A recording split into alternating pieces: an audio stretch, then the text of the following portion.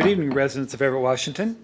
I'd like to call to order the Everett City Council meeting of June 12th, 2024. For the record, we don't have any council members participating in the meeting remotely. And so I did my best to be here. And so just so you all know, I was here last week. And so I appreciate the staff and everybody keeping me informed, making me part of the meeting. City Council meets all requirements of the State of Washington Open Public Meetings Act. Community members are welcome to join either in person, remote, via Zoom, or by calling in. For those who wish to participate in the future via Zoom, you'll find the instructions to register for public comment on the City of Everett website under the City Council Department. Please note we do not allow comments of any kind or campaigning, whether for or against ballot measures or candidates running for office. We also do not accept comments focused on personal matters that are unrelated to city business. We ask that the audience refrain from clapping, cheering, or booing, and no signage of any kind are allowed in the chambers. We ask that everyone take a seat and not gather in the entryway area. Clerk, will you please take the roll? Mayor Franklin. Here. Councilmember Ryan. Here. Councilmember Bader. Here. Councilmember Toohey. Here. Councilmember Vogely. Here. Councilmember Fossey. Here. Vice President Zarlingo. Here. President Schwab. Here. I'd like at this time to ask Council Member Toohey to lead us in the Pledge of Allegiance.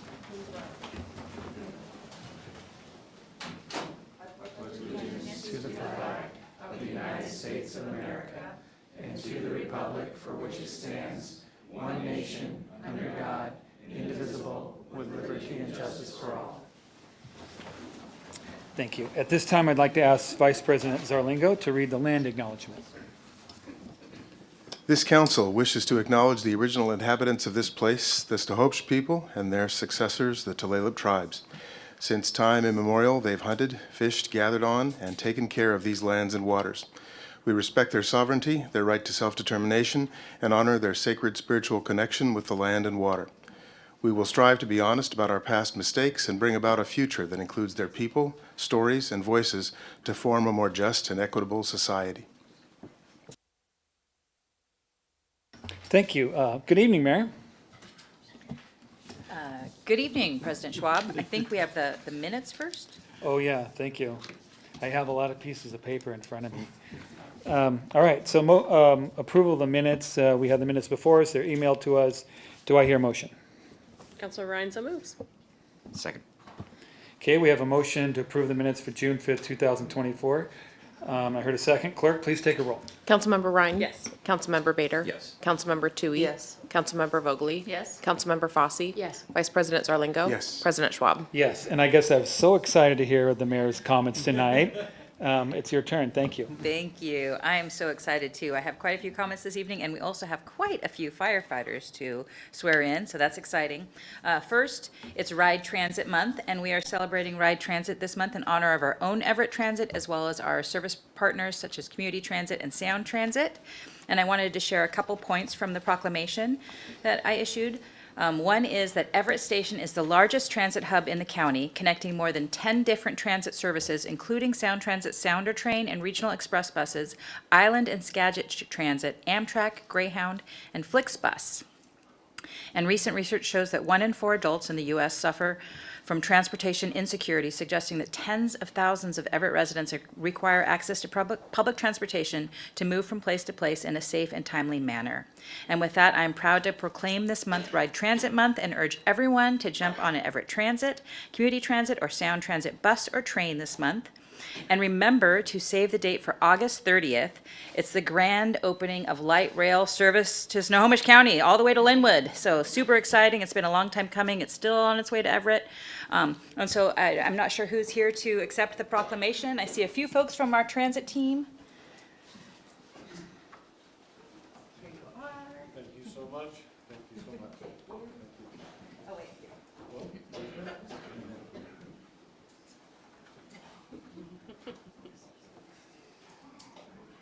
Okay, back to speaking. Great. So hop on a bus this month. I also wanted to give an update on our project labor agreements. I didn't think this came up last week when I wasn't here. So if you recall, we did a PLA task force late, and they concluded their work last year. And our goal was, after that work, to bring forward an apprenticeship ordinance first. And we've had an apprenticeship ordinance ready to bring forward to council since about January, and we're just waiting to hear back from the Trades Council. And we've kind of nudged them every month for the last few months, but I just spoke with a rep a week and a half ago, and they promised to follow up with us very soon, so we hope to have the apprenticeship ordinance in front of you shortly. And also, as you know, Public Works staff are preparing to deliver one major capital project using a project labor agreement for Phase 2 of Reservoir 3 project, and that should be coming your way very soon. Director Ryan Sass shared that with you. But we have another major project coming up. It's known as the Port Gardner Storage Facility Program. This storage facility construction project is estimated to cost $86 million and must be out for bid by around the end of this calendar year. I have directed the Public Works team to develop a PLA for that contract based on the size and importance of the project, despite the challenging timeline that we have. And so although we're still working on our own PLA ordinance, we'll have 2 PLA projects underway before the end of the year. And then a couple more comments. Sorticulture was a big success this year. I hope everyone was able to come and enjoy garden and art and fun. I wanted to thank a few community partners that were instrumental in supporting the event: the Shack Art Center, Downtown Everett Association, Scottdale Real Estate, Williams Investment, and Sunnyside Nursery. And a big thank you to all of our city teams for their work in putting it together. From transit to streets, traffic, to our parks and facilities teams, our economic and community development team. It was a truly all hands on deck. But a very special thank you to Tyler and Kari. You guys were absolutely amazing. Not only did they work 24/7 for the 3 days of Sorticulture, but months and months leading up to the event, and obviously the cleanup. So really thank you. I heard from so many residents that it was the best one ever. So nicely done. And then this weekend, it's Everett Pride, so don't miss out on the Everett Pride Block Party that's happening on Saturday, 11 to 6 downtown. A big thank you to the Everett Pride team for all their work in creating a fabulous event for our community. And with that, I would love to invite Deputy Chief Gagnon forward and to introduce a new recruit class of firefighters, I think 15 in all. Thank you.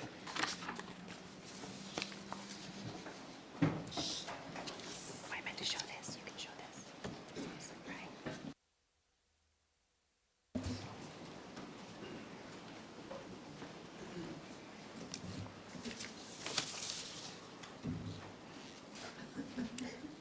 Got a big group here tonight. Good evening, City Council, Honorable Mayor, city staff, and citizens. Tonight, I get the honor of introducing our newest firefighters. My name is Paul Gagnon. I'm Assistant Fire Chief. So when I read your name, just please step forward. We'll make this brief. Tyler Batrick. Tyler Batrick is a Washington native. He spent time in the Marine Corps Infantry and with Northwest Ambulance before joining Everett Fire. Zachary Bunch.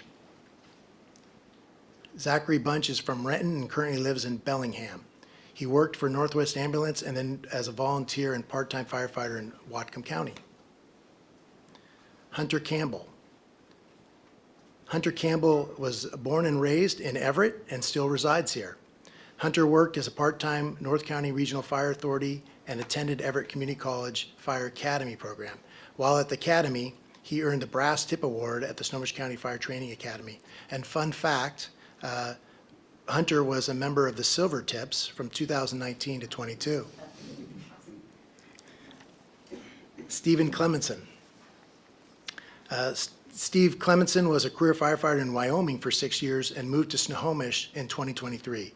Steve earned the Top Whip Award at the Snohomish County Fire Training Academy, Class 24-1. Brianna Harvey. Bree Harvey is from Bellingham and volunteered with South Whatcom Fire Authority. She previously worked as a project manager and ski patroller. Joel Hernandez. Joel Hernandez recently moved to Washington from South Texas, where he worked as a firefighter in the industrial setting in gas and oil industry. Chad Larson. Chad Larson was born and raised in Lake Stevens, but currently lives in Ellensburg. He has 7 years of experience as a volunteer firefighter EMT after leaving the Marine Corps. Dylan Lavelle. Dylan Lavelle grew up in Marble Mount, and Lake Stevens. He currently lives in Edmonds.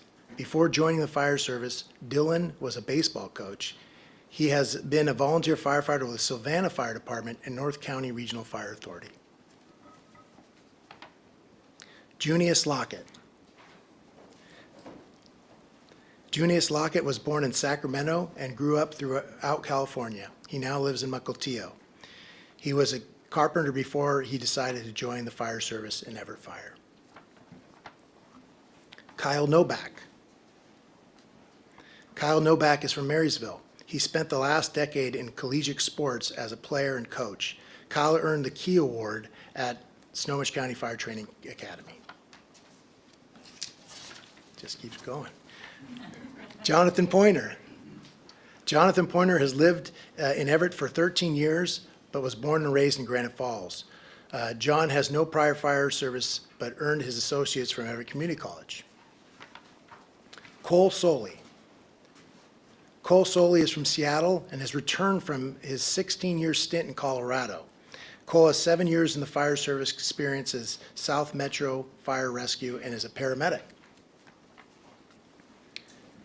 Jared Stillwell. Jared Stillwell has lived in Maple Valley since he was 13. Everett Fire is Jared's first job in the fire service. Brian Toma. Brian Toma grew up south of Seattle and has returned to the area from Texas, where he went for a lineman apprenticeship program. Brian has 2 years volunteer firefighting experience in Burien and 4 years as a career firefighter in Arkansas. He is also a paramedic. Melanie Vanisi. Melanie Vanisi is from Southern California and currently lives in West Seattle. Melanie spent 4 years in the Marine Corps Infantry and then earned his associate's degree in fire science and worked for CAL FIRE in San Diego for a year. So we hired all these employees in January. They went to the Fire Academy in February, and they graduated as recruit firefighters in May. They're now in the Post Academy, and we present them here to you as probationary firefighters. Another fun fact for people that don't know, Council President Don Schwab, before he was in the City Council, was a firefighter for the City of Everett. He spent over 30 years, and he retired as a division chief of our health and safety. He's going to swear these probationary firefighters in tonight. Thank you. Recruits, please raise your right hand. Do you solemnly swear that you will faithfully execute the duties of firefighter with integrity, courage, and dedication? Do you pledge to serve your community, to protect lives and property, and to uphold the mission and values of the Everett Fire Department? Furthermore, will you respect the trust placed in you by the citizens and perform your duties to the best of your ability? Do you take this oath freely and with a commitment to the highest standards of professionalism and service? If so, please respond with, I do. I do. Congratulations.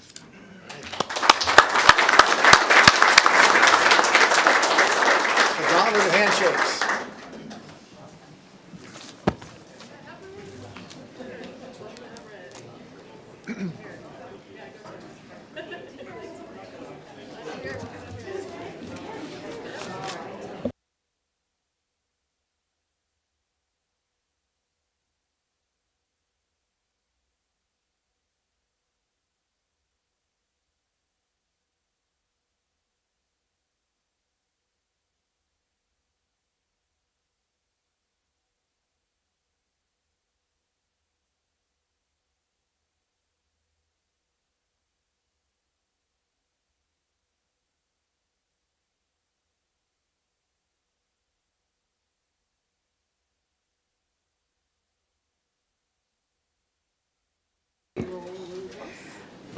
Nicely done, President Schwab. Welcome all the firefighters, and I have no further comments this evening. Okay, thank you. All right, now it's time for public comment, which includes written comment acknowledgement. Under our rules, written comments shall be considered in the same manner as oral comments. The commenter must provide their name and city of residence. All comments submitted that meet the requirements will be made part of the official council record. Hello, Angie. Good evening. Do we have any comments, either written or to sign up to speak? Good evening, President Schwab. Yes, we do. I'll just read the few names that we received for written comments regarding Park District, which is from Sonia Bodge, Jeff Kelly, and Jean Carrillo. And I provided this to council, legal, city clerk, and administration to be part of the record. And we have some people on Zoom and in the chamber, so I'll start with those on Zoom. And if Josh could please unmute and if possible, turn on your camera. You will have 3 minutes to speak. As soon as you see the timer on the screen, you can go ahead. Just one moment. All right. Okay, go ahead. Hi, city council members, mayor, city staff. My name is Josh Hirschlip. I am a Lake Stevens resident. I've grown up in the Puget Sound area, Mukilteo, Marysville. I lived and now currently live in Lake Stevens. I own LJ's Bistro and Bar and The Pines, which are located in Lake Stevens. And then I've worked for the Buzz-In Steakhouses for over 25 years. And last week it was brought to my attention that there was a discussion of minimum wage increase and kind of the council taking that on. I always am in support of progression for the industry, progression for living standards and whatnot. But sometimes I think things a little rushed and maybe not looking at some of the domino effects and circumstances there. So as a business owner operator that while in Lake Stevens, we still have a couple buzz-ins in Everett, and any decision made there is going to affect the surrounding areas. So with that effect, I want to make sure council members are aware, or just even community members are made aware of what's going on, because I think for a lot of business operators, they'll find out after the fact and then have to adjust. And that's such an increase of 25% that was brought up that it was kind of scary. So I guess my biggest reason for addressing the council was to ask that you guys take time, try to get community involvement with the local businesses, and we kind of look at those effects, because the biggest increase to my staff would be to the servers, bartenders who are already in a tipped position, and most of my other support team are already non-minimum wage, so it kind of targets the wrong group. So anyways, Josh Hirschlip, thank you for your time and appreciate you letting me join. Thank you. Next, Carrie, if you could turn on your camera and unmute, and you'll have 3 minutes to speak. And go ahead. Great. Yeah. Thank you. Good evening, council members, mayor. My name is Carrie Lonergan Drakey. I'm the CEO of Lombardi's Restaurant Group. We have a Lombardi's at the Everett Marina. We've been there for 26 years.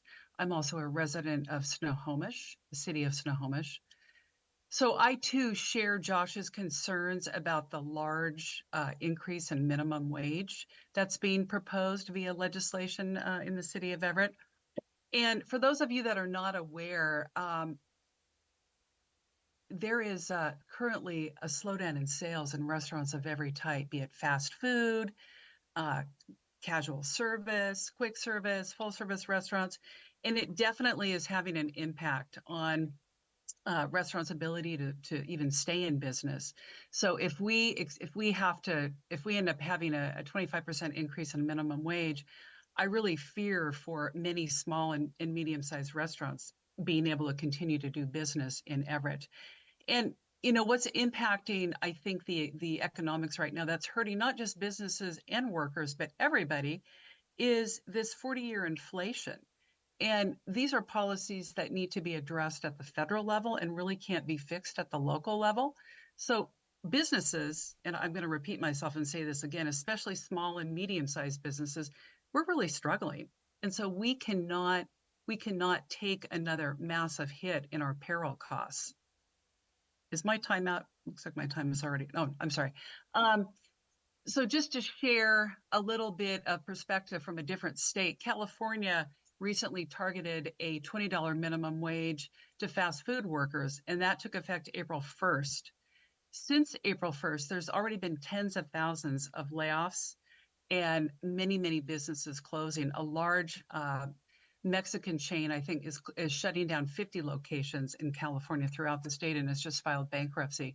So I expect to see a lot more of that coming. And it's not a win-win. It's not a win-win for workers, especially those that minimum wage increases are targeting to help. And it's definitely not a win-win or it's not a win for businesses either. So I encourage the council not to support any legislation that's going to increase minimum wage and instead look for creative ways to support businesses, especially small and medium-sized businesses, and workers together. Thank you. Thank you. And we'll move to chambers. If John could please come to the podium. And please state your full name and city of residence, and you have 3 minutes to speak. Sure, thank you. I'm John. Oh, and I'm sorry, the mic, we need to turn that on. Bottom right button. Thank There we go. you. Thank you. Good evening. John Lane, Seattle, Washington, here on behalf of the Washington Hospitality Association, but actually here representing all of the small business owners and the hospitality members that aren't able to be here tonight and address you because they're out making Everett a great place to live and recreate and provide culture and vibrancy to this city. They were shocked last week to hear the city council direct the city attorney to move forward on presenting an ordinance without any of their engagement or involvement or conversation. We have met with this council over the last 2 years and talked about the struggles of what it has been like to come out of the pandemic. How your average small restaurant has $160,000 in debt, which will take them over 4 years to pay back, and that is after the government support programs that have been out there. We have talked about how the skyrocketing cost of goods and inflation has impacted the ability of these folks to provide the services to this community, how they've made the cuts where they need to absorb those costs. And then now to find out that this council is directing the city attorney to take something from Renton, which hasn't even been put into place yet. There is no data, there is no information, there is nothing to draw upon what that impact is going to be with. The members in Renton, the Renton City, or Chamber of Commerce, has raised significant concerns about what that's going to look like, and we don't know the impact. But we do know what has happened in the last several years is that members have had to reduce hours, had to change. That is one of the reasons why we don't see the same vibrancy in downtown Everett that we all want. We want more businesses to be here. We want more engagement. But folks can't open up for the lunch hour. There's not enough people here, so they've had to make those changes. And with these rising costs, they're going to have to continue to do that. And that is going to harm downtown revitalization in Everett. We have said to you multiple times that we want to be a partner, that we're here to have a conversation. The local jurisdictions have done this the right way, have dedicated time, effort, conversation, and involvement of those who are going to be impacted. I'm here talking on behalf of hospitality businesses because those are who my clients are. But this is going to have a significant impact on those who provide childcare services, those other nonprofits in this town, your own budget, as you will have to increase. And I don't know that there's been any look at any conversation with any other stakeholders about what this is going to look like. And so we would encourage you to slow this down and actually have a conversation about what it's going to look like in Everett and how Everett is going to be impacted. And we stand ready to have that conversation at any time, as we've stated throughout the last 2 years. Thank you. Thank you. And then we have one other individual, but they wish to wait till we get to agenda item 9. Great, thank you. All right, I guess now it's time to council comments and liaison reports. Councilmember Ryan. Great. Good evening, everybody. Thank you so much to our commenters tonight. I really appreciate your engagement and input, and it's definitely a lot to think about. So I'm really grateful for your time and your sentiments that you shared. Let's see, Monday I did my monthly do-si-do with a couple different neighborhood association meetings. I started at the Glacier View neighborhood and then hopped over to the Port Gardner neighborhood. I just want to let folks know that next month's Glacier View neighborhood meeting will be July 8th at Milk House Coffee at 6:30, and everybody is welcome to join. And their August meeting will be their neighborhood night out event. They have big plans for all sorts of fun stuff along Rucker there, kind of by the YMCA, so keep your eyes peeled for that. And then at the Port Gardner meeting, their July meeting will also be July 8th, and it'll be at the Sequoia parking lot, the Sequoia High School parking lot, starting at 7 p.m. They're also hosting a neighborhood garage sale. I've been trying to get it to be called the sister of all garage sales, but it'll be July 20th, and you can get in touch with the Port Gardner leadership team, or you can email me, and I can put you guys in touch if you'd like to sign up to join to be one of the stops on the garage sale tour. And then coming up next Thursday, Everett Station District Alliance has their town hall event. It's from 2:30 to 6:30 p.m. Outside of the train station. There's going to be a bounce house and a bunch of food trucks and some music and some really great resource tables, and just would encourage everybody to join for that event. And then over the weekend, I had a great time at Sorticulture, and I got the sunburn to prove it. And my yard looks a lot better, and I just wanted to give a big thanks to the team for all of the great work that they did to put it on, and the partnerships among so many different groups to put on such a great event, and just that it's these types of community events, which are funded by the city through our general fund, that make Everett's quality of life really great. So just wanted to give that as a little food for thought for everybody. Thanks so much. Thank you, Councilmember Bader. Thanks, Council President. Real quick, attended PSRC's Growth Management Policy Board last week, and a couple of intriguing topics for presentation. They presented their equity tracker, and you can find more about that on their website. Measures disparity and how we're coming along in terms of closing disparities between various groups. And then also had a presentation about housing trends in the Asian American Pacific Islander population. Fascinating data on that, and it was made it even more fascinating because they broke it down by many of the discrete groups within the Asian American Pacific Islander population. And I hope that's something PSRC continues to do, is add more data, and I think gave more context, and just a wealth of information there. Also attended Riverside neighborhood meeting last night, my neighborhood I live in, and mayor was there to present give some information about the levy lid lift to those. And then after the mayor left, we had a fascinating kind of impromptu discussion with Lieutenant Fontaine and the principal at Garfield Elementary about just the devastating effects of fentanyl, and how even seeing that in the school setting. And I think many of us who were there, we hadn't anticipated that discussion, but just a real kind of depressing conversation around all that. So I know all of us are aware of that, but just the stories that were shared were just even more heartrending, I guess, in terms of that. So anyhow, that's my report and comments. Thank you. Thank you, Councilmember Tui. Yeah, I just real briefly want to just agree with the comments on Sorticulture. It was a great event, and working at the Shack Art Center, it was Tyler and Kari, the team, were great to work with as partners. Couldn't have made it easier, and we certainly enjoyed working with them. I just can't say enough good things about the whole team that Everett that put on the event. So, and then last night we had our Cultural Commission meeting. So again, we talked about it and look forward to next year. We already have it on the schedule. So that's all. Thank you. Thank you, Councilmember Vogely. Thank you. Welcome to all of the new firefighters, and thank you for bringing your thoughts about the what was mentioned as a minimum wage increase.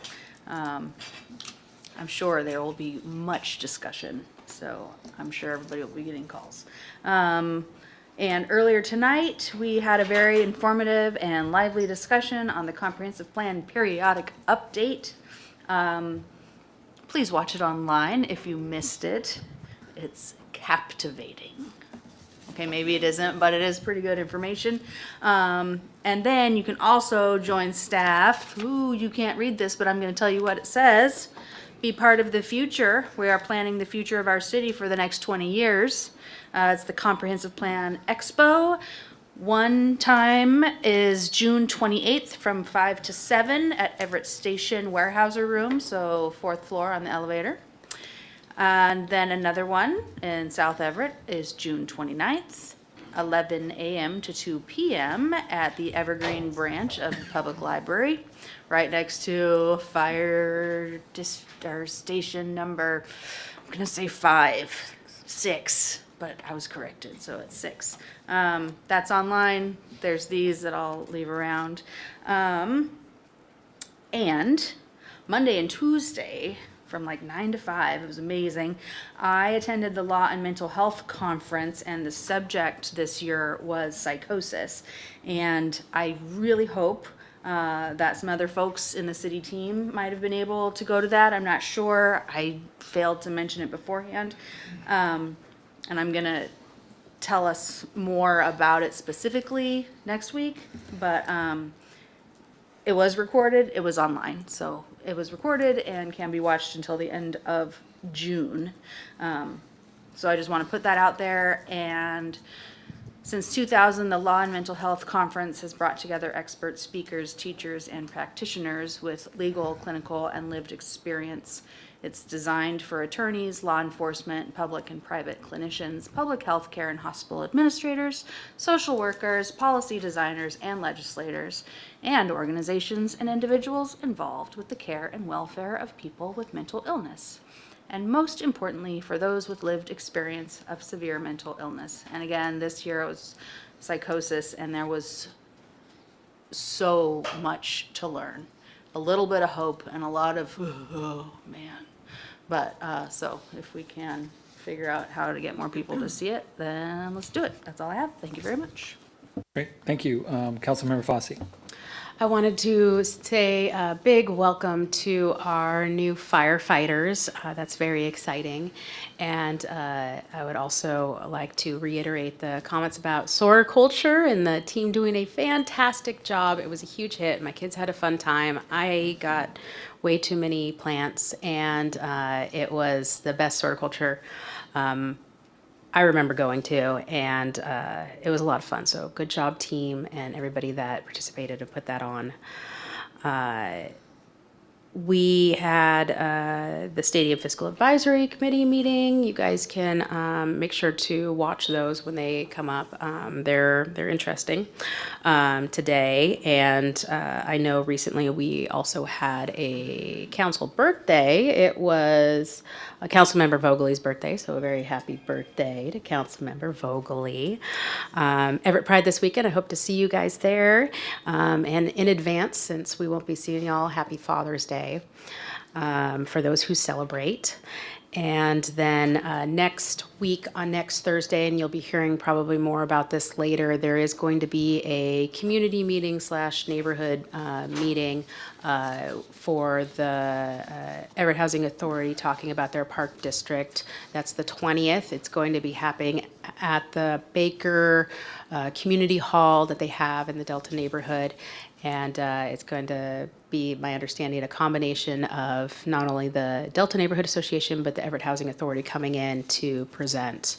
So that's a chance for neighbors to see everything that's going on there and ask questions directly. And I really hope that people share that news and show up. So that's all I have today. Thank you very much. Vice President Zarlingo. I too would like to express my gratitude to the firefighting team, and especially getting that many new firefighters. I guess a lot of people don't understand that Everett still is one of the few cities around here that has its own fire department. We have every reason to be proud of them. I've ridden along with them a time or two, and it was a real informative experience. I did want to make one comment, along with Council Members Bader and Vogely. I was part of the Council's Built Environment Committee meeting today, where we had an update on the comprehensive plan update. And the reason I'll mention it is that I think we as a community and as a region don't have the option not to grow. So the comprehensive plan is how we figure out how we are going to grow. It is a multifaceted thing, interacting also with other jurisdictions like the county and other cities, and the kind of thing we'll be working on in the months to come. May be easy to bypass if you're not deeply interested in it, but it's going to affect us all. So I would certainly encourage anybody who is interested in this kind of thing, come to our neighborhood meetings, attend the council meetings, our Built Environment Committee meetings. There is a really good data set on the Everett Planning Department's website, including a thing called a story map, which is it's an animated and interactive kind of map that will allow you, if you're interested in what's going on with these potential comprehensive plan changes and how they're affected also by state law, it's a chance to interact with that and to learn what this will really mean for you. So that's one of the things I'm going to be focusing on in the weeks to come, is to try to bring this alive to some of the neighborhoods I support, so that they can understand what these choices are that we're facing. And that's it for me. Thank you. Thank you. I attended the South Forest Park neighborhood meeting last night. There was a lot of discussion on the comprehensive plan, and just like all of my neighborhoods, they seem to be leaning towards Plan 3 with a more concentrated design. Also, I just want to thank the Everett Police Department for showing up with large numbers. It was very helpful, and they answered a lot of questions, and I really appreciate that. Moving on to administrative update. Yes, I just have 3 quick items. First, just an update from Compass Health about Andy's Place. It's just not too far from here. They recently reached out with an update on their efforts to be good neighbors at Andy's Place and their other facilities on that Broadway campus. So a couple highlights. They're meeting twice a month with city staff. Compass Health staffs the facility with security 24 hours a day. They have Narcan training and supply available for all of the Compass Health staff. And they do educate and, when needed, enforce their good neighbor policy with their residents. They've established some good open communication with the nearby Everett residents and are working to resolve concerns that are shared with them quickly. They're working with Snohomish County's coordinated entry to make sure that residents that are placed there are a good fit for the facility and the services there.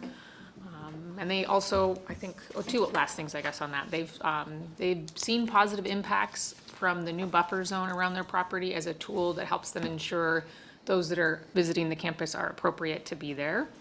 And then the last one is the city's also increased our police presence related to any illegal activity in the neighborhood. So 2 other items. One, you might have seen, and I think you do already know, you saw it in your email, I'm sure, but for those that don't know, the Everett Police Department is the latest participant in a national TV program that's called On Patrol Live. That's an opportunity to showcase our department. It shows police calls from start to finish, so it gives you the full context of a call.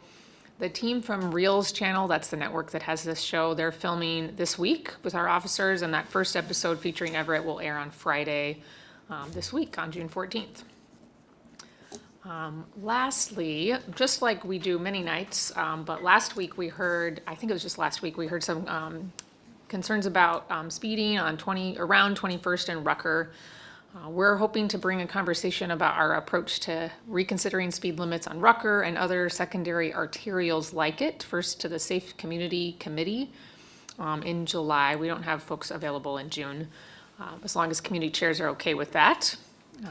The staff can also, at that point, they'll be sharing an update about our federal Safe Streets for All grant and how that effort will help responding to concerns like this. That grant is funding development of a safety action plan, and that will develop the policy and tools that we need to determine and the appropriate posted speed for all the arterials in the city.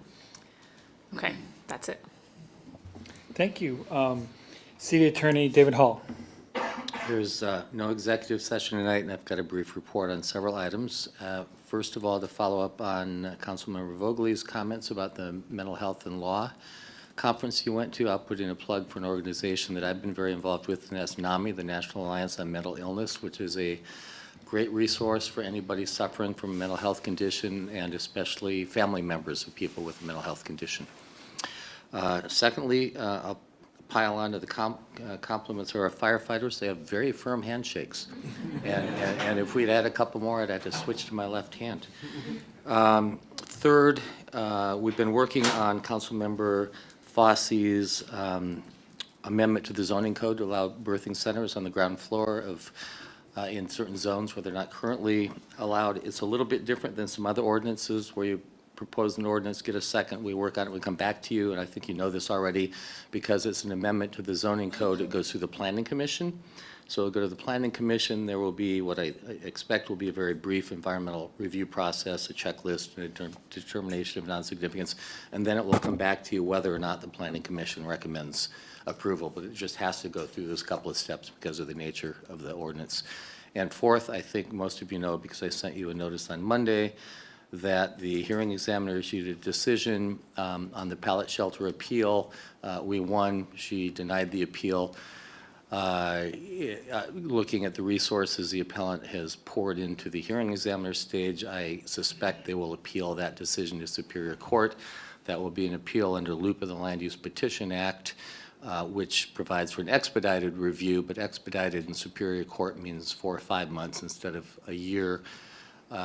It's an appeal on the record, meaning no new witnesses, no new testimony, or no new evidence of any sort. And because I did the hearing examiner appeal and I'm familiar with the record, I'll probably do the LUPA appeal as well and save us some money on outside counsel. But I will let you know if we receive a notice of appeal or alternatively when the appeal period expires and we haven't. Okay. Thank you very much. All right, we have 5 consent items, 1 through 5. Do I hear a motion to approve?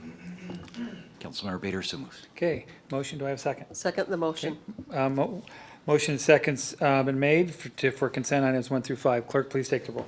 Councilmember Ryan? Yes. Councilmember Bader? Yes. Councilmember Tui? Yes. Councilmember Vogely? Yes? Councilmember Fosse? Yes. Vice President Zarlingo? Yes. President Schwab? Yes. Okay, moving on to item number 6, Council Bill 2405-09, third reading. Adopt an ordinance relating to Everett Park Garage and Fund 430 Everett Park Garage and repeal ordinance 97-70.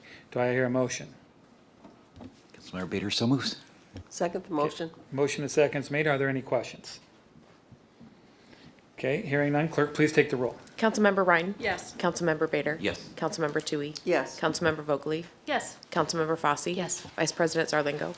Yes. President Schwab? Yes. All right, moving on to a briefing item number 7.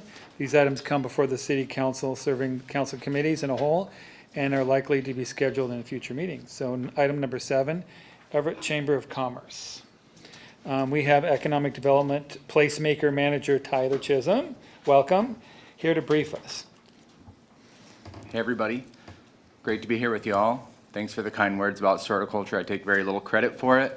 I'm happy that it went off well. Imagine if it didn't, how awkward this presentation would be. I am here to talk about something I'm very excited about, which is our plan to reestablish Everett Chamber of Commerce.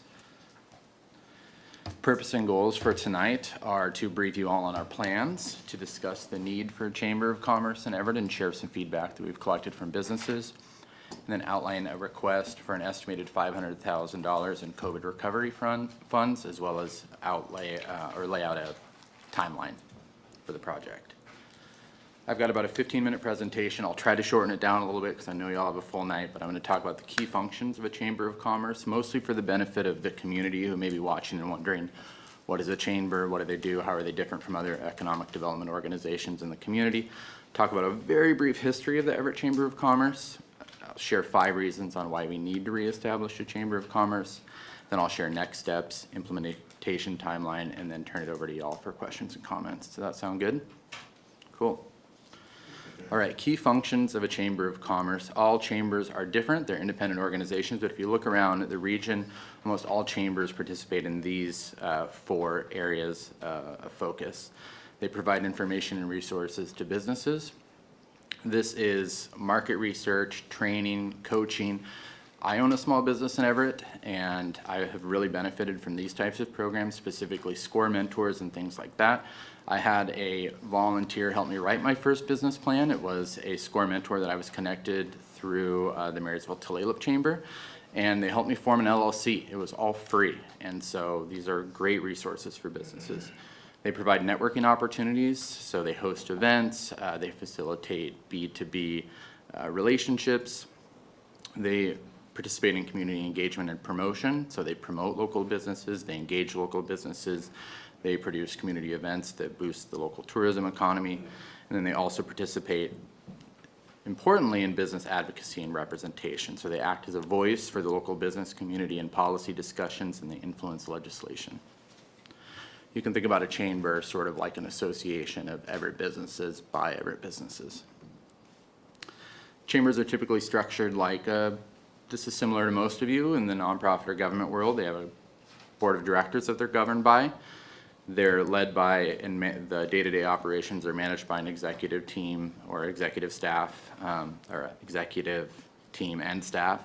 And then they're comprised of committees that will work on like special projects, usually made up of volunteer subject matter experts. Chambers are typically funded by membership fees, so these are annual dues paid by members. It's important to mention here that the membership fees are generally on a sliding scale and depend on the size of the organization. So you can imagine if we had an Everett Chamber, a mom and pop taqueria in South Everett is probably going to pay lower in annual membership dues than a large manufacturing business. They also run off of program income, usually in the form of events and ticket sales to events, training, certification, certificates of origin, and then also grants and sponsorships at the public and private sectors. And I created this table. I think this is really helpful for me to kind of understand where an Everett Chamber can fit in the mix of the different economic development organizations we have around the county and the city. So we have business improvement areas. This would be like the Downtown Everett Association or the Station District Alliance. They're small, they're focused on a small geographic area. They're somewhat akin to an HOA for commercial property owners or business owners. They certainly support businesses, though supporting businesses is not necessarily all that they do. A regional economic development organization like Economic Alliance or Greater Seattle Partners, they have a broad regional focus. Their projects are longer timelines, and they are sometimes so large that the smaller mom and pop businesses have a hard time getting connected with them, though they certainly do really great, important work for economic development in our region. A public agency like me in government, I do economic development work, but we're just vastly different than the private sector. We have a broad scope of work, you know, public safety, maintaining roads, economic development is just one part of what we do. And a Chamber of Commerce, hyper-local, focused on the whole city of Everett, emphasize support for small businesses with a high-touch and tailored scope of work for small businesses in Everett. All right, so a brief history. I could have made this presentation like 2 hours long with all of the stuff that Lisa Labovich gave me. Shout out to the Northwest Room. But just kind of 4 interesting points. Everett had an active Chamber of Commerce for over a century. The Chamber was incorporated before the city was incorporated. Over the decades, the city championed, or the Chamber championed lots of interesting initiatives, many of which we still benefit from today. And the Chamber merged into the Economic Alliance and helped sort of start the Economic Alliance in the mid-2000s. I believe it was around 2011, correct me if I'm wrong. I did pull one thing from the archives that I just love. This is Lloyd Eastman. I never knew him. He was the Everett area chamber manager in the mid-70s. Looks like from the mid-60s and mid-70s.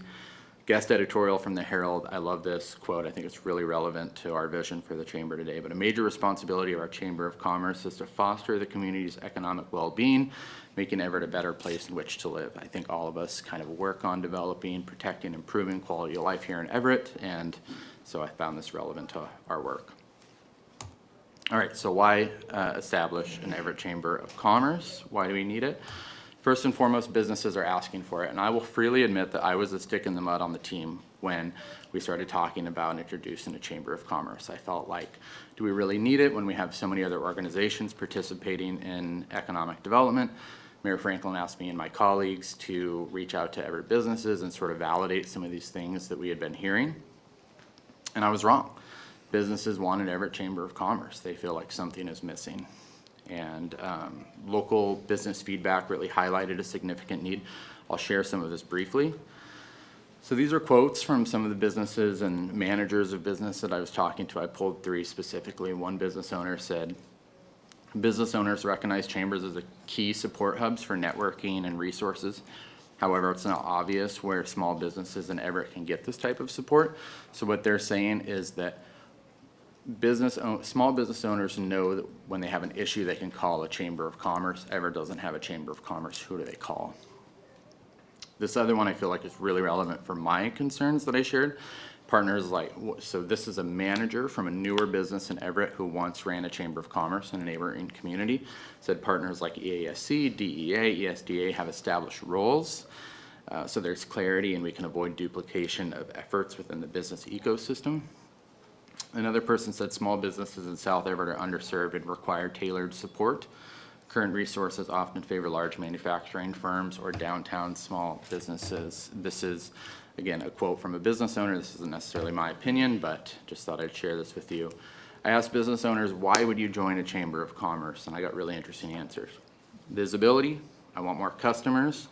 Brett Wynn, who manages, or who owns Alexander Printing, told me that he's got something like $500,000 of business from being a member in a few local chambers because they print his business as a printing resource in the county.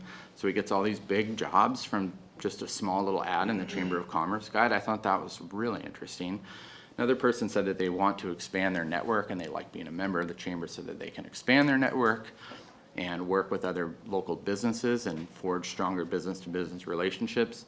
Another person said chamber events are where they build community and relationships. I really relate to this. I love the monthly and weekly sort of networking that some of the organizations locally offer. And this other one I found really encouraging. Somebody said they've been successful in business, now they want to give back and support young entrepreneurs, so they volunteer at their local chamber. Point number 2, we are at a strategic disadvantage without a chamber. The absence of a chamber in Everett disadvantages our businesses and our city. Neighboring cities have retained their chambers of commerce while benefiting from the great work of Economic Alliance, and we're one of the few cities, if not the only city in Snohomish County that doesn't have our own chamber of commerce. And Everett risks falling behind in attracting and retaining business. And frankly, I think it's unfair to our local businesses that we don't have a chamber. Here's a list of a few cities in the county that do have chambers, and it's worth mentioning that several of these also have downtown associations, and they all play nicely and they all work to the benefit of those cities. Point number 3, chambers best represent business. We often say that the community is the expert, and I watch all of you city council members lead in your districts and engaging your constituents, your local leaders, your local business leaders to get their input, to direct policy. At the staff level, we get the input to direct our programs, so we make sure that when we're working with constituents and residents that we're doing so efficiently and thoughtfully. Chambers are led by the private sector and support of the private sector, and they're such an important community partner. Point 4, a chamber will allow us to continue to leverage Everett's economic momentum. And I don't know about you all. I moved to Everett 18 years ago, and I feel like the saying has been that Everett is on the cusp, Everett is on the cusp, Everett is on the cusp. I feel like we're off the cusp and we're like moving. And it's really, really encouraging. And I think that a chamber, I know that a chamber will add capacity to our economic development efforts. I guess the question isn't any longer, are we going to grow? I think we are going to grow, obviously. It makes sense. We make the best things in the world. We have a really talented advanced manufacturing workforce. We live in a really beautiful, like a very beautiful place. Techtopia has taken over Seattle. It's pushing out the creative economy. The creative economy is moving here. I just think having a chamber of commerce is going to be an important partner to really help us manage growth thoughtfully. And then finally, revenue generation. And this is a long-term solution to our budget troubles, but a Chamber of Commerce would facilitate business growth, leading to job growth and higher economic activity. They would attract new businesses and investment, which would increase local tax revenues. They also promote tourism. It's the state's 4th largest economy. Tourism, if somebody comes here for a day, they spend $100. If they stay overnight, they spend about $210 in our market. If when they stay overnight, it contributes to our lodging tax fund, and the lodging tax fund is what we use to fund a lot of our great placemaking programs. The more we can rely on a healthy lodging tax fund, the less reliant we are on the general fund for things like horticulture potentially. And I'll recap. Why reestablish a chamber of commerce? First, businesses are asking for it. 2, without a chamber, we're at a strategic disadvantage. Chambers are critical for a thriving business ecosystem. Having a chamber will allow us to continue to generate positive economic momentum and kind of throw gas on the fire of our momentum, and then it will generate future revenue for the city of Everett. I'll close with next steps and implementation timeline. July 2024, there's a plan to bring a COVID recovery resolution in there, in which there would be a line item for a request of an estimated $500,000 to help fund a Chamber of Commerce. If that's approved, staff will continue to develop a program to launch a Chamber of Commerce with a goal to launch in 2025. The plan would be to disperse the funds over a runway period, similar to like what we've done with the Gibson Center, potentially over a 3-year runway period, with the hope of in 2028 having the chamber be self-supported by its membership revenue and other revenue streams. The city would at that point just be a member in the chamber. Questions or comments? Councilmember Vogely. Thank you very much. Yes, great job. I'm curious if the cities mentioned on one of the slides are also members of the Economic Alliance of Snohomish County. I imagine they probably are. I If just you pull don't- that slide back up, I might be able to say off the top of my head because I'm on the board. So Marysville is, I believe Edmonds is, Arlington is, and I'm not sure, Linwood is, and I'm not sure about the other ones. So the larger cities typically join the Economic Alliance. Thank you. I have another question, but now I've forgotten it, so maybe I'll come back. Okay, Councilmember Zarlingo. Well, a couple of things. First of all, I know the mayor has focused our ARPA funds on investments rather than operational things, and I think that's wise, and I think this qualifies as investment. So I'm positive about it from that standpoint. And of course, we all want to be good stewards of city resources, so I had a couple of questions along those lines. And I suppose the documents that'll come to us as we consider a resolution will include things like governance, so the city's interests are well represented in such a thing. I'll assume that, tell me if I'm wrong. And then also, maybe this goes without saying, but I do want to raise it specifically. Are you confident that there will be enough uptake, enough adoption by our businesses that will support this chamber long term? Yes, I do think so, based on feedback that we've collected and looking at chambers and other communities. I do think there is enough. There will be enough support, especially with a city our size. We've done some, I think calling it a pro forma business plan would be a little bit of a stretch, but we've, I think if we get the funding resolution to do this and we put pen to paper to help develop the program. This is much like when we came to you with the CARES grant program and the Everett Forward grant program. We had an idea, we knew what the businesses were asking for with our COVID recovery. And then once that was approved, then we put pen to paper to develop the program. All right, thank you. That's it from me. Councilmember Bader. Thanks, Council President. Tyler, yeah, great presentation. This is one of the things that I've heard in the time I've been on the council, almost from the very beginning, about a feeling from small businesses about a lack of, not that they didn't think the Economic Alliance wasn't doing a good job, but they just felt like as a smaller business, they didn't have a niche there, felt like a little bit like a fish out of water. So glad we're thinking about this. Do you know how, or I guess maybe this isn't the question to answer right now, but I'd be curious to know to what level of funding other cities provide their chambers. So, maybe, I know we're giving seed funding now, but as we look going forward, out past 2028, what's typical? So I'd ask for some kind of information on that at some point if we can get that.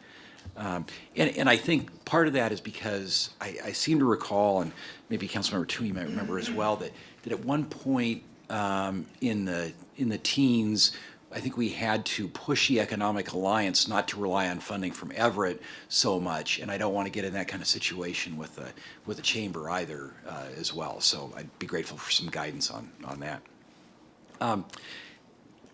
And related to that, I'm wondering, if we need to set some metrics or some incentives for a chamber to achieve membership and funding from its own membership as the next 3 years go along, so we don't find out that all of a sudden we get to 2028 and they're going, oh my gosh, we're not ready yet to fly on our own or something like that. So I throw that out. And finally, as maybe another question I'd ask for is, can we find out or maybe challenge businesses now to step up and say, yes, I support this and I'm willing to pay for it, so that we know that it's not just 10, but we know it's 110 or what have you that are willing to do that. So we know that there's some organic support for it. I mean, I know there's support out there. I just want to make sure that there's, or ascertain that there's enough organic support out there for it. So grateful for any info you can provide in the future. Absolutely. Thank you. Okay, any other questions? Councilmember Ryan. Great. I think this is an excellent idea. I do think that as the seventh largest city in the state of Washington, we should have our own chamber.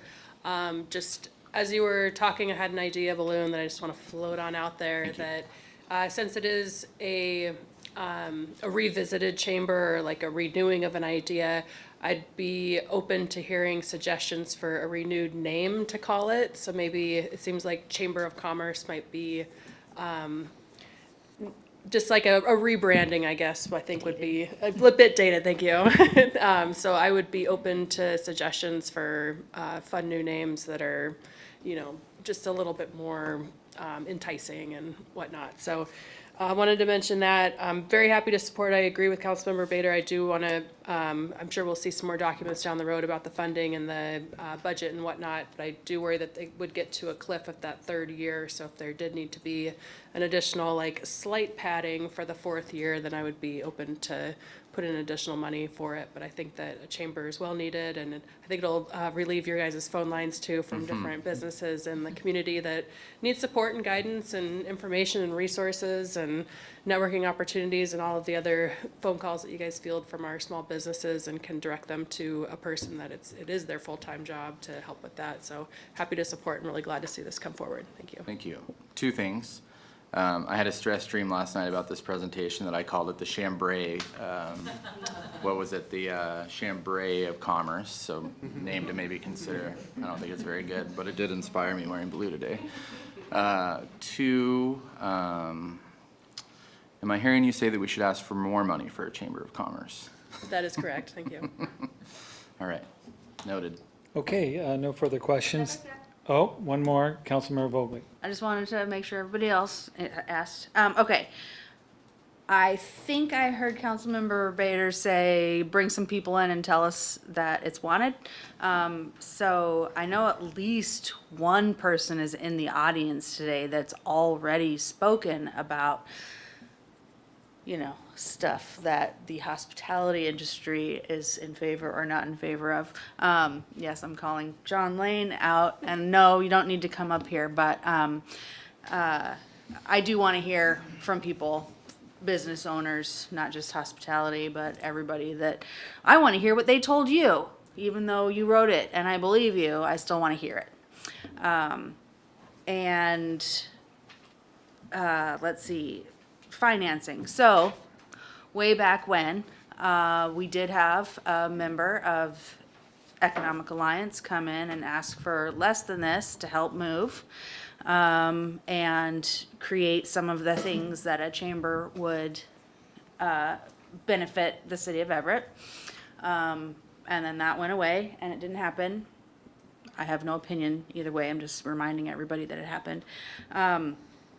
How do chambers typically get their funding, their startup costs and whatnot? And like, I imagine they'd be located, their physical business is within the city of Everett, because it's the Everett Chamber and it's for chamber businesses, but not having any history, knowledge about chambers at all, except there was one, and I see signs going down the coast with all of these names of businesses for the chamber, you know, so that's one thing. A little bit of history on what's typical, and I know there's also much things in the future that things change, so we're not gonna fund them typically, we're gonna fund them differently.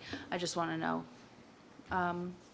if this is normal. Follow-up question, would it be helpful if we brought that to the Parks and Quality of Life Committee for a next step discussion? Yes, that I think would be just fine. Okay, and I'm happy to share some of With the... my, sorry, with an okay from others, but yeah. Yeah, I think chambers are started in a lot of different ways. I'm not a chamber expert by any means. I'm an economic development generalist. But I think what's common is either a large investment from a few major employers and government, or from government. Okay, well, thank you. I look forward to more We'll expand on conversation this. that way. Yeah, if questions are registered with me, and we'll talk more about at Parks and Quality of Life on our plans for moving all this forward. Fantastic. And Thank just to you. your, Councilmember Vogel, to your point around the Economic Alliance, I've been wanting an Everett Chamber for some time because I've heard this from businesses back from when I was on the council, that we needed a chamber. And so it was one of the initiatives that I was trying to accomplish. And I talked to the previous executive director, or CEO of Economic Alliance, and he was interested in it. But as it turns out, that organization had kind of spread itself very thin. You know, they're doing so much work doing business networking and chamber-esque activities and economic development activities and workforce development activities and lobbying activities. And so I think it was just kind of biting off more than they could chew.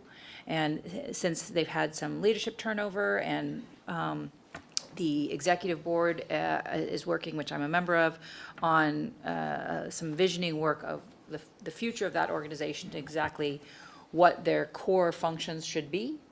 And I've been very clear and transparent with that, my fellow members of that executive board, that Everett is exploring a chamber and is interested in a chamber and is interested in making sure the Economic Alliance is a healthy organization, but chamber needs exist in Everett with or without Economic Alliance. And so anyway, that work has been kind of pulled off of that as organization, and I think the way Tyler and the team have conducted this work is really much more organic from business roots up, rather than us directing a chamber. It's like, no, let's see what the business community wants. So that's where we are. Thank you. Thank you. Thank you. I'm complete. Okay, thank you very much. I see no more questions. Thank you much for the presentation. Okay, on item number 8 is a resolution that's going to come before us in June 26, 24. Adopt a resolution adopting the annual transportation improvement program. We have Public Works Assistant Director Tom Hood here to brief us. Thank you, President Schwab. Good evening, everyone. So I am here asking council tonight to adopt by resolution the 6-year transportation improvement program for the years 2025 to 2030. I think I'll give in my briefing just a quick definition of what a transportation improvement program is, abbreviated TIP. And then I'll talk a little bit about the 2 new projects that are a part of this year's update, and then a little synopsis of the process that we use for adoption of the TIP. So the TIP is essentially a list of projects that support the goals and objectives of the transportation element of the comprehensive plan. We've been talking a lot about the comp plan update here, and this is essentially a result of the comprehensive plan. It's what we're going to do to support the transportation element of that plan. It is a financially unconstrained list, and so it has everything we could ever want on it, if ever there was a way to get it funded. It essentially authorizes city staff to go pursue funding for those projects and receive that funding if offered.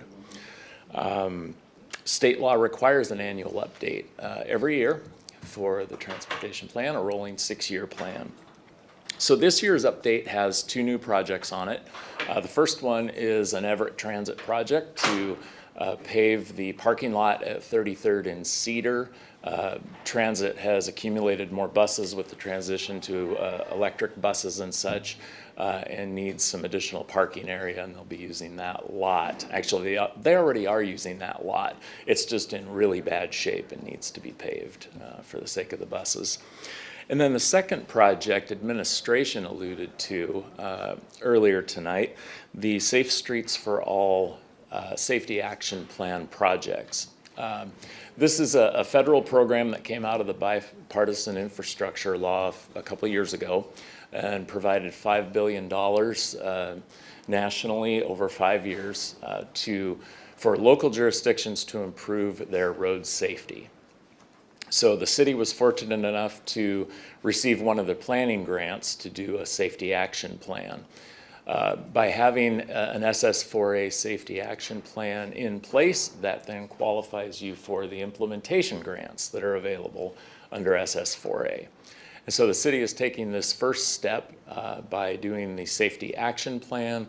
Council will be seeing that PSA in the next couple of weeks on the agenda to get that effort started this summer. So quickly, the adoption process of the TIP. We take the TIP first to the Traffic Advisory Committee, Transportation Advisory Committee, the TAC, for their recommendation. It then goes to Planning Commission for their recommendation, and then on to Council for adoption by resolution, and then that resolution is transmitted to the Washington State Department of Transportation, and the process is finished. So TAC recommended approval at their May 16th meeting, and the Planning Commission gave consensus recommendation at their June 4th meeting this month. So with that, I'm happy to answer any questions. Questions? Councilmember Bader. Thanks. I think I just asked one. For the public listening, can you, I mean, if they decide to go on the website and see all the projects that are on here, maybe you can kind of elaborate on what it means to be on this list. It doesn't mean that we're going to build it next year. Sometimes it may not mean we ever get around to building it, but what does it mean? Yeah, as I mentioned, it's a financially unconstrained list. Right. Which means we put everything on there that we could ever want. Many of these never will get funded. Many of these projects you'll see, for instance, the interstate projects and things like that, those aren't even city projects, but they are projects run by WashDOT that the city supports because of their benefit to the regional system that helps our local system stay functioning well. We all have some experience with that lately. And many of these projects, they've been on the list for a while because they are important to us, but we haven't been successful in obtaining funding for. So we continue, new funding sources come along through legislation at the federal and state level. We continue to go after those, and we'd love to see those built someday. With the coming comprehensive plan update, depending on which land use alternative we end up with, that could significantly change the way we look at our street network for all modes, and we may actually drop some projects off of this list and replace them with new ones. Certainly the comprehensive plan update years are the years that you're likely to get the biggest changes in the TIP list. And then finally, could you, are there any, and I know there are some, which are about to happen? Like we know the bridge at Wedgewater Creek is about to, anything else that we know is just about to happen, so our residents and business should be prepared? Sure, yeah, we do have several projects that are in various phases of development that are funded. We have, for instance, the Fulton Street bicycle pedestrian corridor that is, we're just waiting for concurrence to advertise from WashDOT on that. We have the North Broadway pedestrian bridge that actually the college is leading, but that has received MAWA funding, Move Ahead Washington funding. We also have the California Street bicycle corridor that we received Fed funding for design. That design is complete, and we're now seeking construction funding for that. You mentioned Edgewater Bridge.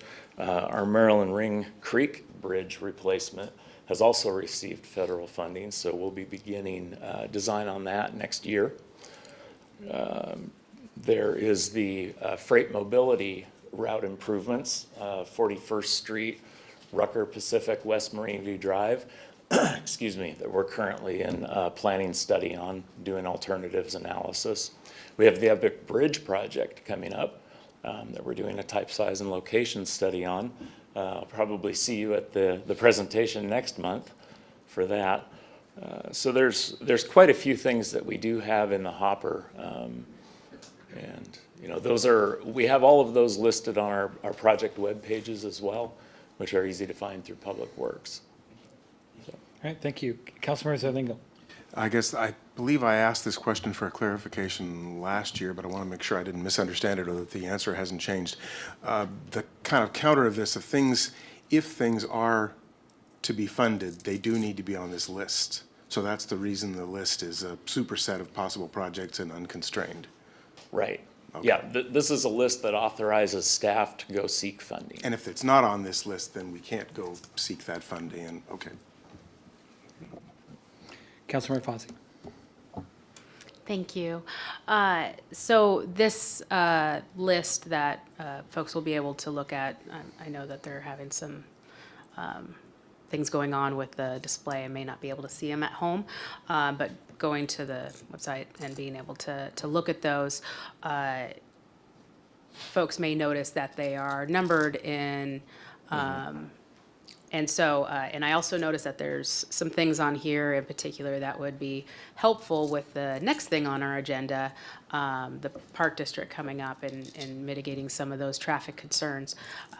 But to be clear, the order that they're listed in has no impact on priority of the project. Correct. They're not indicative of any prioritization at all. They're just a numbering scheme. Thank you. Yeah. Okay, seeing no questions, thank you very much for the presentation. Thank Oh, you. do we have one more? Councilmember Bader. Oops, I think, do we need a motion to adopt? Okay, this is one, I thought we were gonna do an action item on the Yes. 26th. Oh, so sorry. That's correct. This requires a public hearing prior Yeah. to adoption of Okay. the resolution. That's good. Thanks for keeping my toes, though. All right, thank you very much. Thank you. Okay, so next we have a briefing on proposed action items 9 through 11. I will read these items into the record, and then we'll have a presentation, and then we'll open up for citizen comment. So action item 9, Council Bill 2405-10, first reading, adopt an ordinance relating to the Park District adopting a planned development overlay under Chapter 19.29 EMC and approving a development agreement. Third and final reading, July 10th, 2024. Item number 10, Council Bill 2405-11, first reading, adopt an ordinance adopting an amendment related to the Parks District development to the Everett Comprehensive Plan. Third and final reading, 7/10/24. Item number 11, Council Bill 2405-12, first reading, adopt an ordinance vacating Larch, Hemlock, and First Streets lying south of 12th Street and north of 14th Street in the plat of Baker Heights. Third and final reading, July 10th, 2024. And we have our planning director here along with guests from the Everett Housing Authority who will provide a briefing. Council President? Yes, go ahead. I would like to ask to be recused from these three items as my employer, Shack Art Center, has been working with Everett Housing Authority as a community project partner on the project. Request approved, thank you.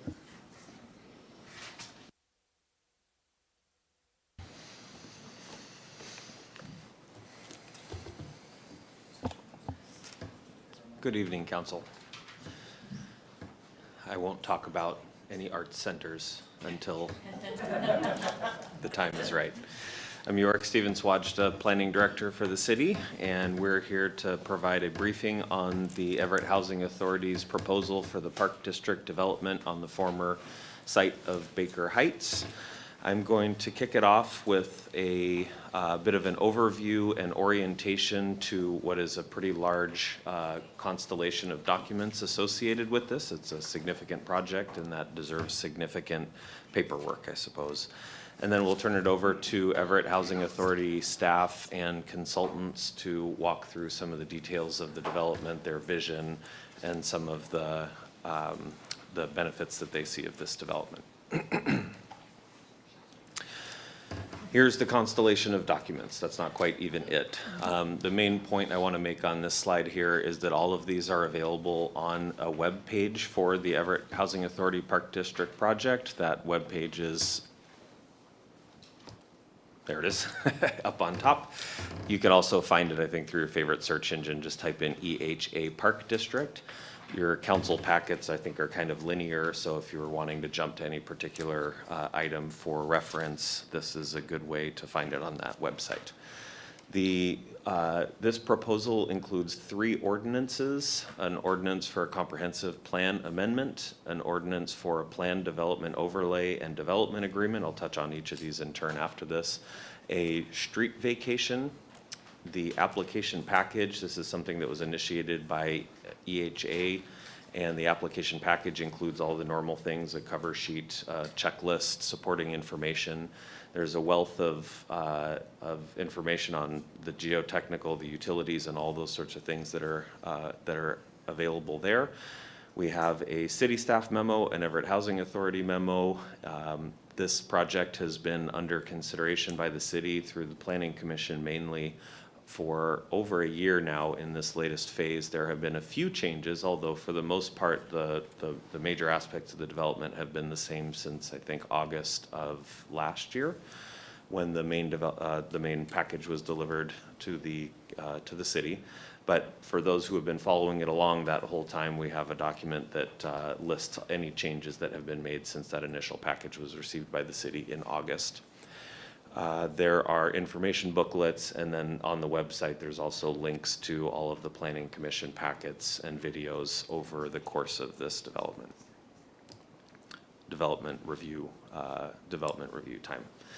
There's also an environmental impact statement associated with the project, a draft and a final. The draft environmental impact statement has most of the information. What the final EIS does is correct, refine, and supplement the information from the draft. It also includes all of the comments that were received during a formal public comment period on the environmental impact statement and responds to those comments. In the draft environmental impact statement, there's a lot of interesting analysis that show some of the impacts of the development and how it might be perceived.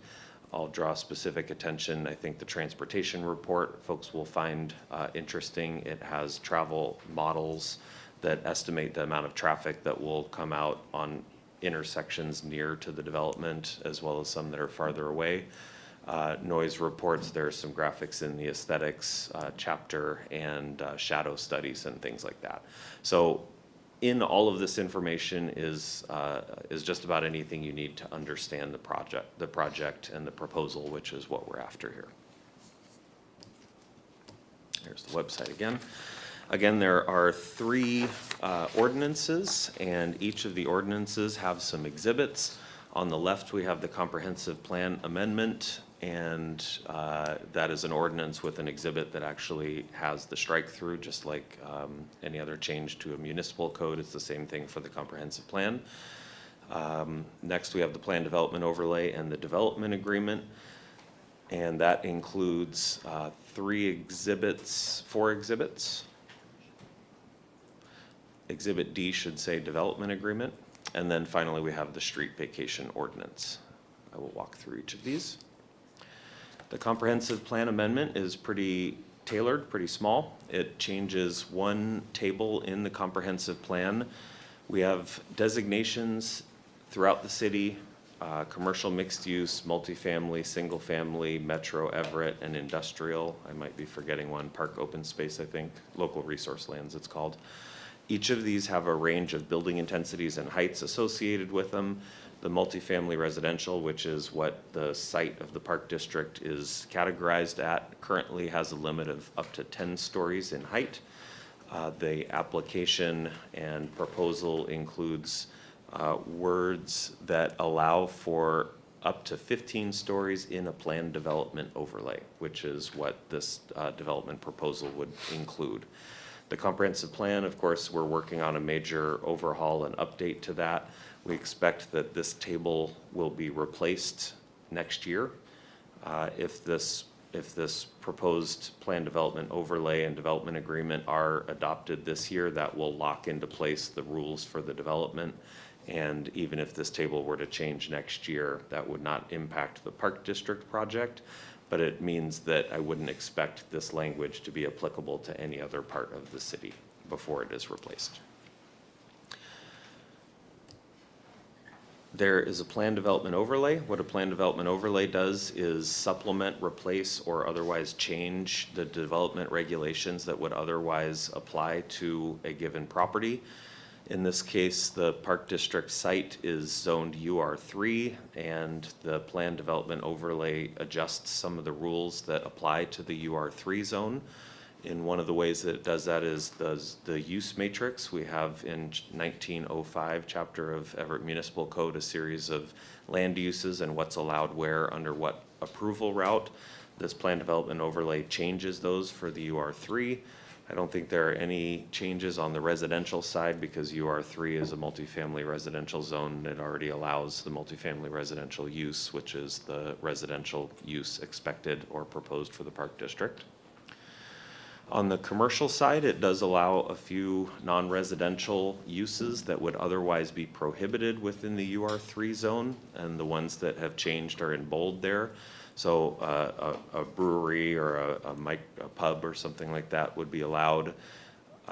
Clinics, commercial daycare center is normally an administrative use permit. In that zone, it would be permitted in the plan development overlay. Entertainment and recreation and food and beverage establishments would be allowed. Beep. Yes. Sorry. Go ahead. Thank you. Can you please say again what the P stands for? Permitted, thank you. Okay, because there's prohibited and permitted, and they're Very completely different. different. Permitted. Permitted. Permitted. Permitted. Yes, thank you. A is administrative use, which means a discretionary review by staff that can include conditions. C, discretionary review, conditional use by the hearing examiner. And then blank means prohibited. You cannot do that there. Thank you for the question. Offices would be allowed, retail sales and services would be allowed, and vet clinic or animal daycare. So this is types of uses that EHA, working with the community, has included into their proposal here. Councilmember Zellingo. I spotted lodging in there, and of course, I'm thinking about Airbnbs and short-term rentals. How would that interact with this? Under this, as it's designed, those would not be allowed on the site. Thank you. Short-term rentals are not considered lodging. They're considered a residential use that have their own set of, is that a use here? Short-term rentals are there, so those would be permitted if you wanted to rent out an apartment, but running an actual hotel would not be allowed. But running an Airbnb? That would be allowed. Okay. And we have some restrictions in a separate section of code that apply to all short-term rentals within the city, such as you may not own more than a certain number. Any particular entity may not, is limited to, it's a small number, less than 5. So there are these different uses that are being allowed by the plan development overlay. Yes. If you go back one slide, so the parking commercial, is that for like paid parking? Correct. Okay. Not associated with any store. Yeah, thank you. And I have a quick question here too. For someone to do short-term rental, it would have to be a subleasing? Is that allowed then? Because these aren't purchased Right. units, they would be a subleasing agreement then? It'd be subleased, and EHA would probably, could have language in their leasing that would prohibit that. That seems like it would be common for apartments, but I'm not sure. Is this the city monitor? We don't monitor subleasing like regular apartment units. No. Okay, but We this, would, if there was a violation of our short-term rental regulations, then we would be involved. if it was reported. Yes. All right, thanks. I think this is the, did I skip one? No, okay. Quasi-public and public uses. I'll note that religious facilities would be permitted, not a conditional use permit. Food banks would be allowed, otherwise no changes from what's allowed in the underlying UR3 zone. The other big one besides the uses are the heights. In the UR3 zone, I believe our limit there is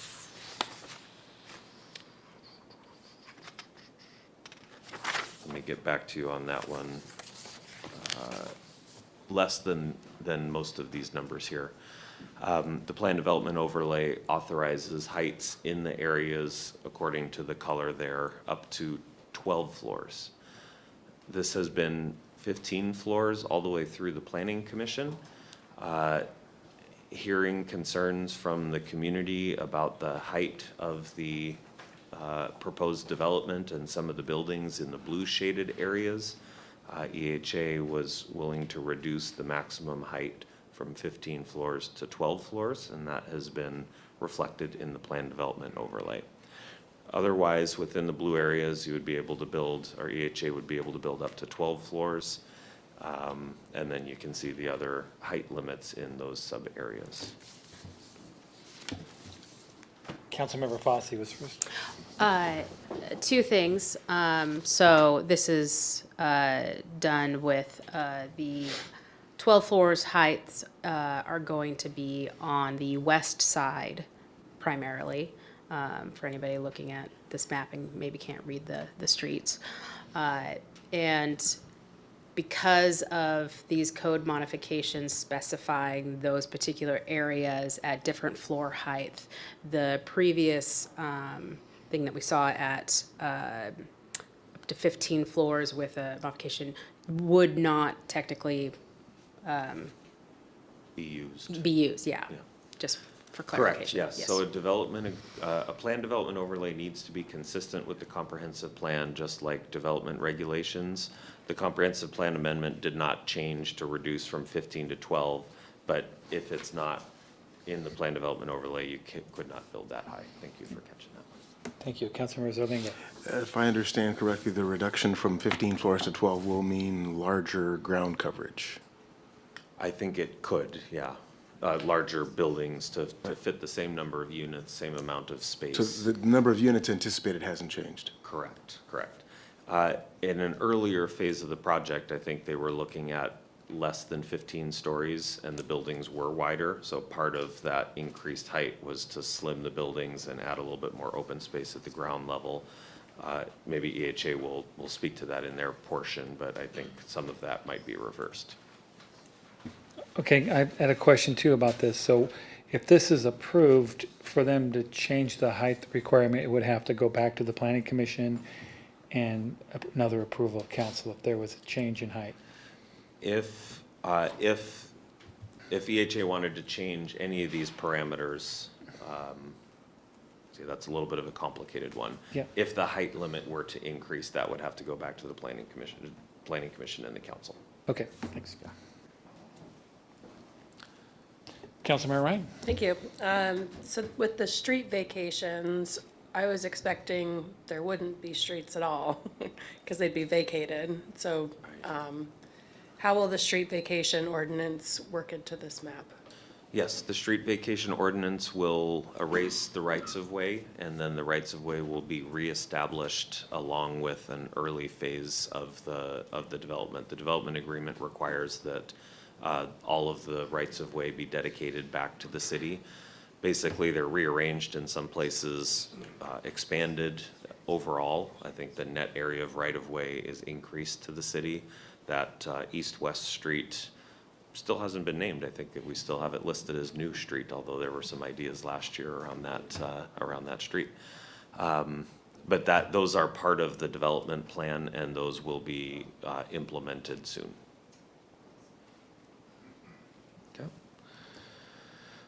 There are also modifications to the development regulations around signs, landscaping, and parking. Signs and landscaping are pretty complicated, but parking is a reduction from the normal underlying multifamily parking standards, which range by number of bedrooms within a dwelling unit. And the plan development overlay based on the parking study that is also in the application package materials reduces that parking ratio to a level that was consistent with what the transportation consultants found would be the likely demand, including shared parking between residential, commercial, and other uses on the property. So all of that is Exhibit A1 to the plan development overlay, and that changes the development regulations. Exhibit A2 are also relate to development regulations, but these are the real details on the design standards. It's a pretty robust set of design standards that will affect and regulate the look and the feel of the development. They were crafted with our regulations as a starting point, best practices from design of cohesive developments like that from the consultant team. And I think will result in a cohesive design that really fits the neighborhood, really activates the street level, and is actually a list of things that planning staff are going to take into consideration in our review of the city's design standards. In other words, there's some good lessons here, I think, in the Park District for other similar types of development in the city. That is Exhibit A2. Exhibit C are the maps, the site plans, and this implements the first two and shows where the buildings will be specifically, other than those generalized height areas. You can see the actual footprints of the building. It shows, I think EHA will go into some detail on this in their part, so I'm not going to steal some of that thunder, but Exhibit C is a preliminary development plan that is quite well thought out in the plan development overlay process in code. You have a preliminary development plan that is generally general, and because an owner may not know how successful that they will be, so they may not want to put a lot of resources into it, and then there's a step of a final development plan where those the site plans and everything are fully fleshed out. In this case, I think EHA has put a lot of upfront effort into making a very workable plan, and what you see in this preliminary development plan is very close to what I expect to get in the final development plan. That final development plan is the step between where we're at now and building permits after that.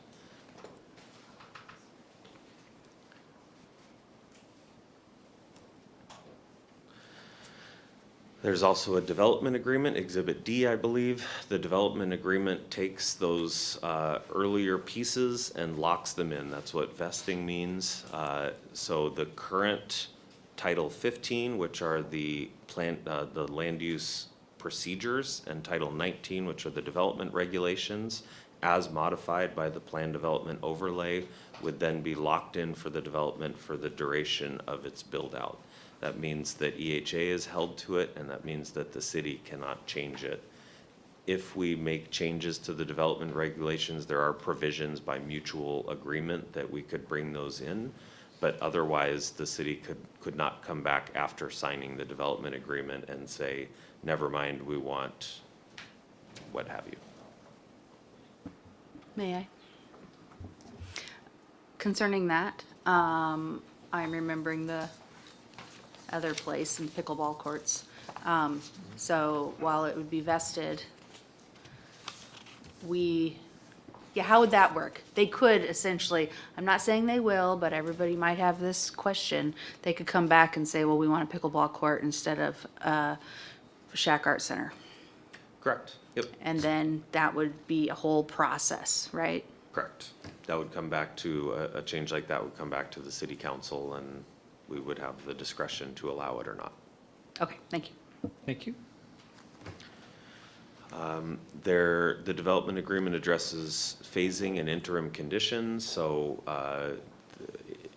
between demolition of the existing structures and when the new structures are placed, the site has to be kept in good condition.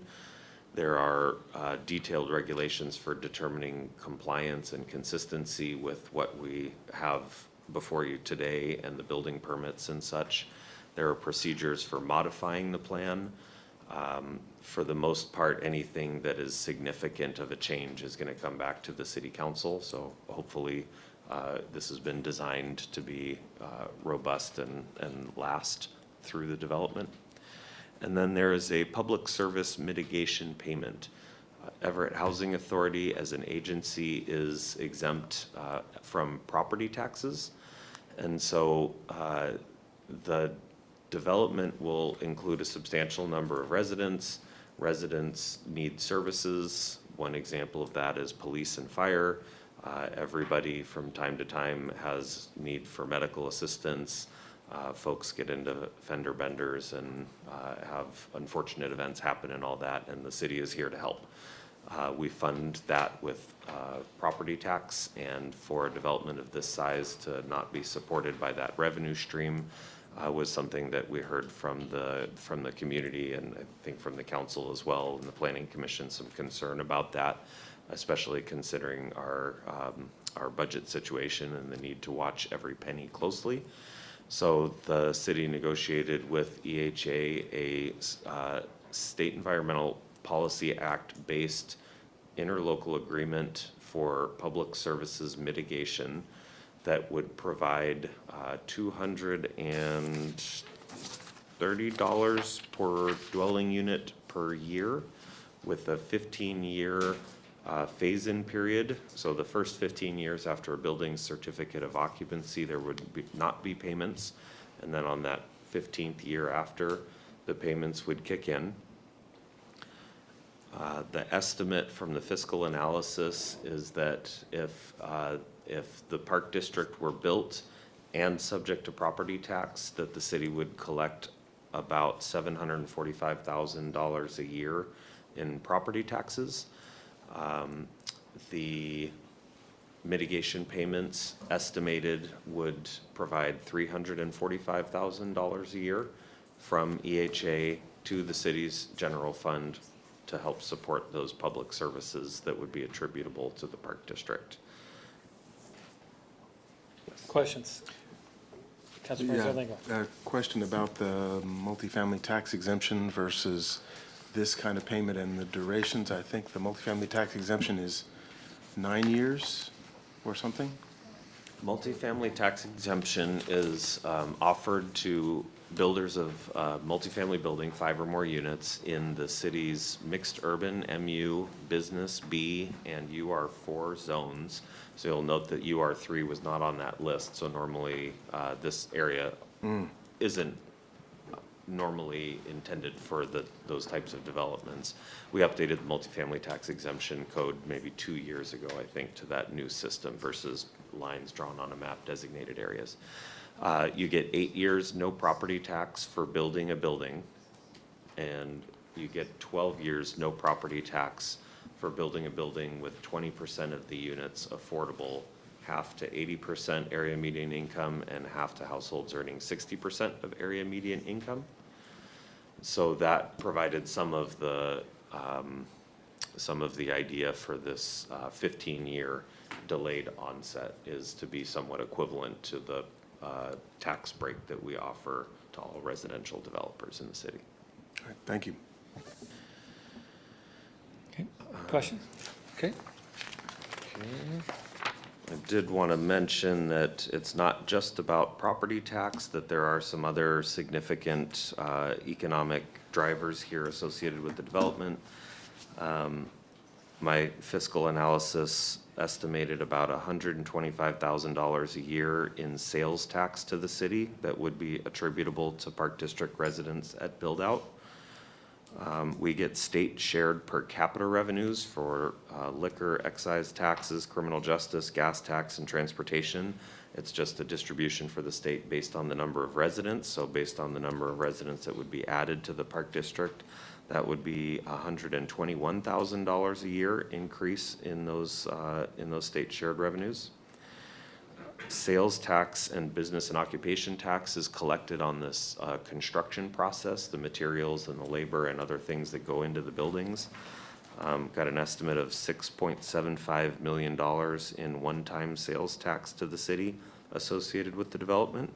And then we will collect impact fees as well, $2.1 million in park impact fees and $4.9 million in traffic impact fees.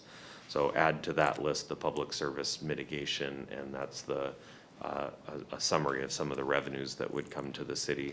Of course, as I mentioned, with public services needs, there are some expenditures associated with it as well. Question. Yes.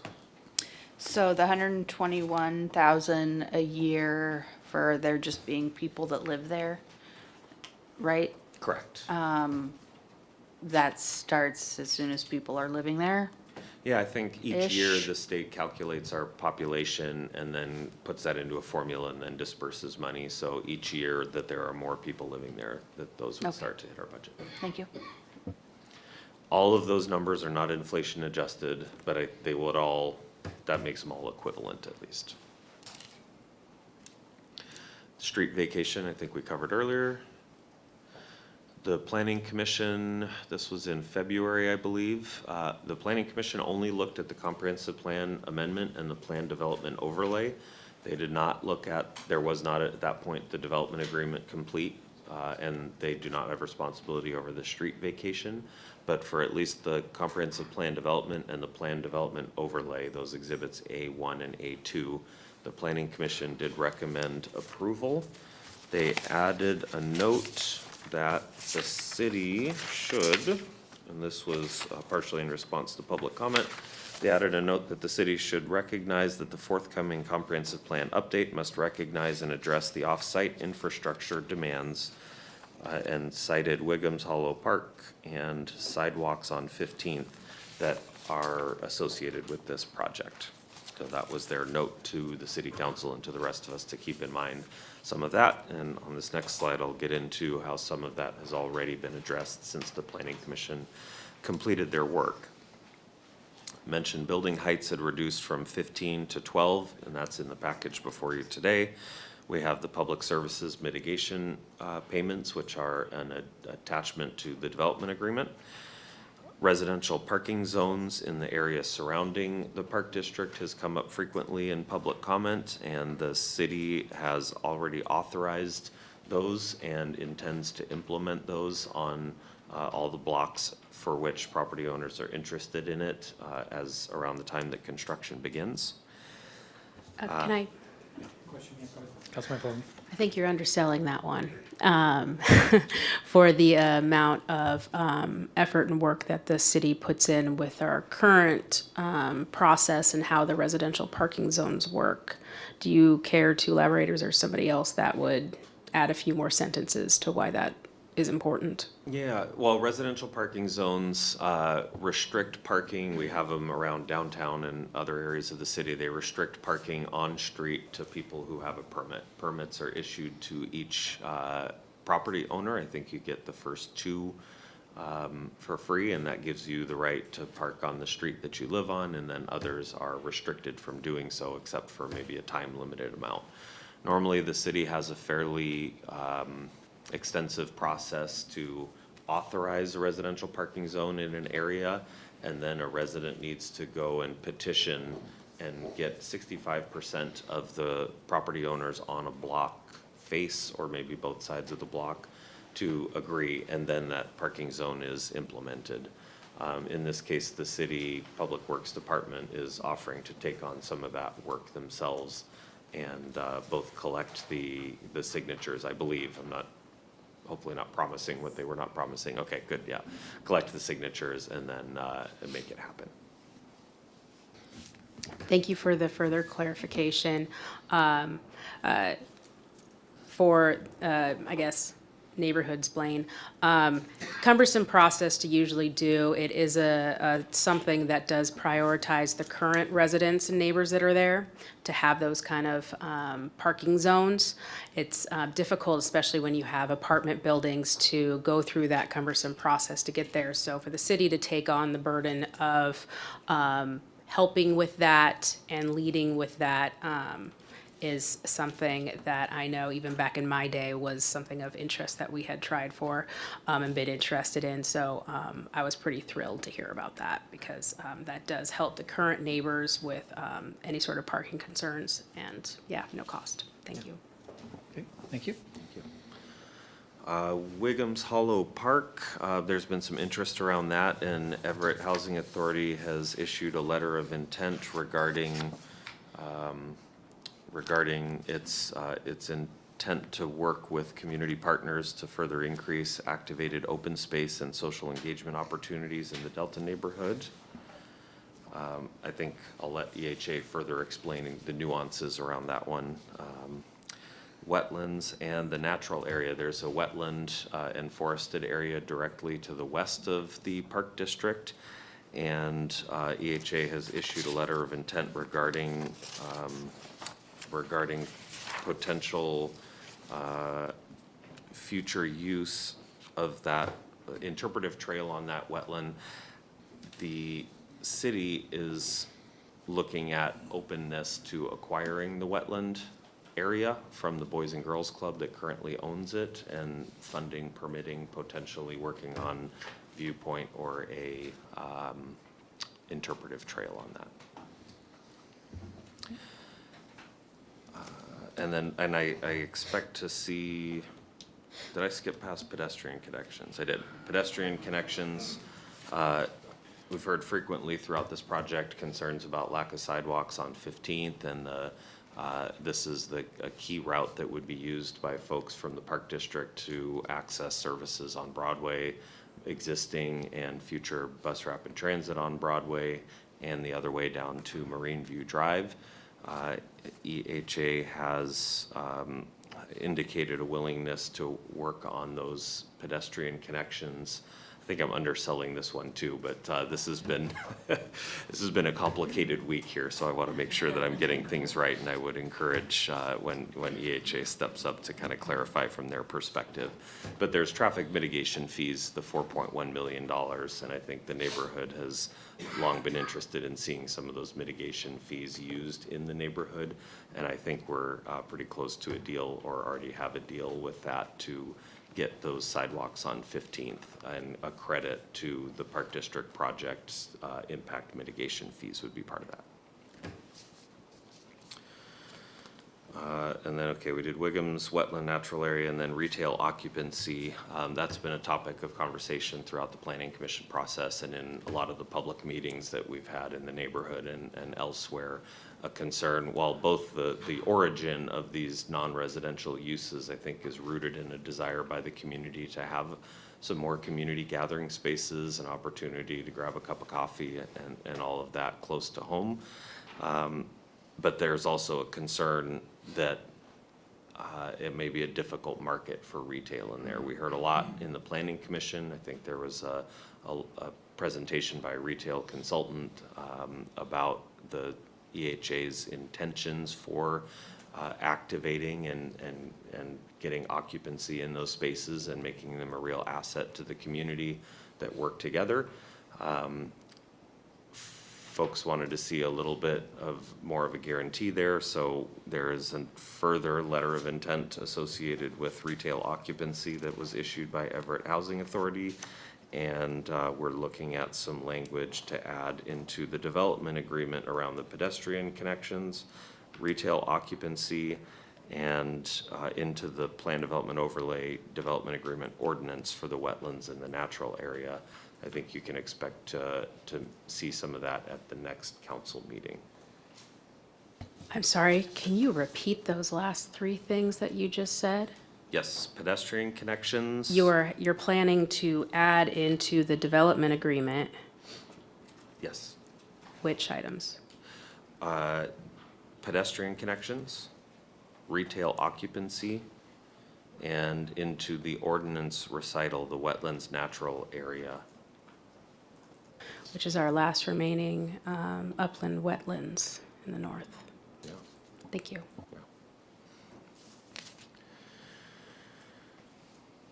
Okay. With all that, I think that's my last slide. With all that, the staff recommendation, based on a long history of working on this project and the details of it, based on, our recommendation is to approve the 3 ordinances in those 4 pieces. I will leave it at that because we've got some more from EHA who might do a better job on sales. Thank you. So we will have a presentation tonight, my notes say, from Everett Housing Authority. I'm just going to make some common sense here. We've been sitting for 2 hours and 35 minutes. I know we all would like to conclude quickly, but clerk, could you put a timer for 4 minutes, a 4-minute break? Thank you.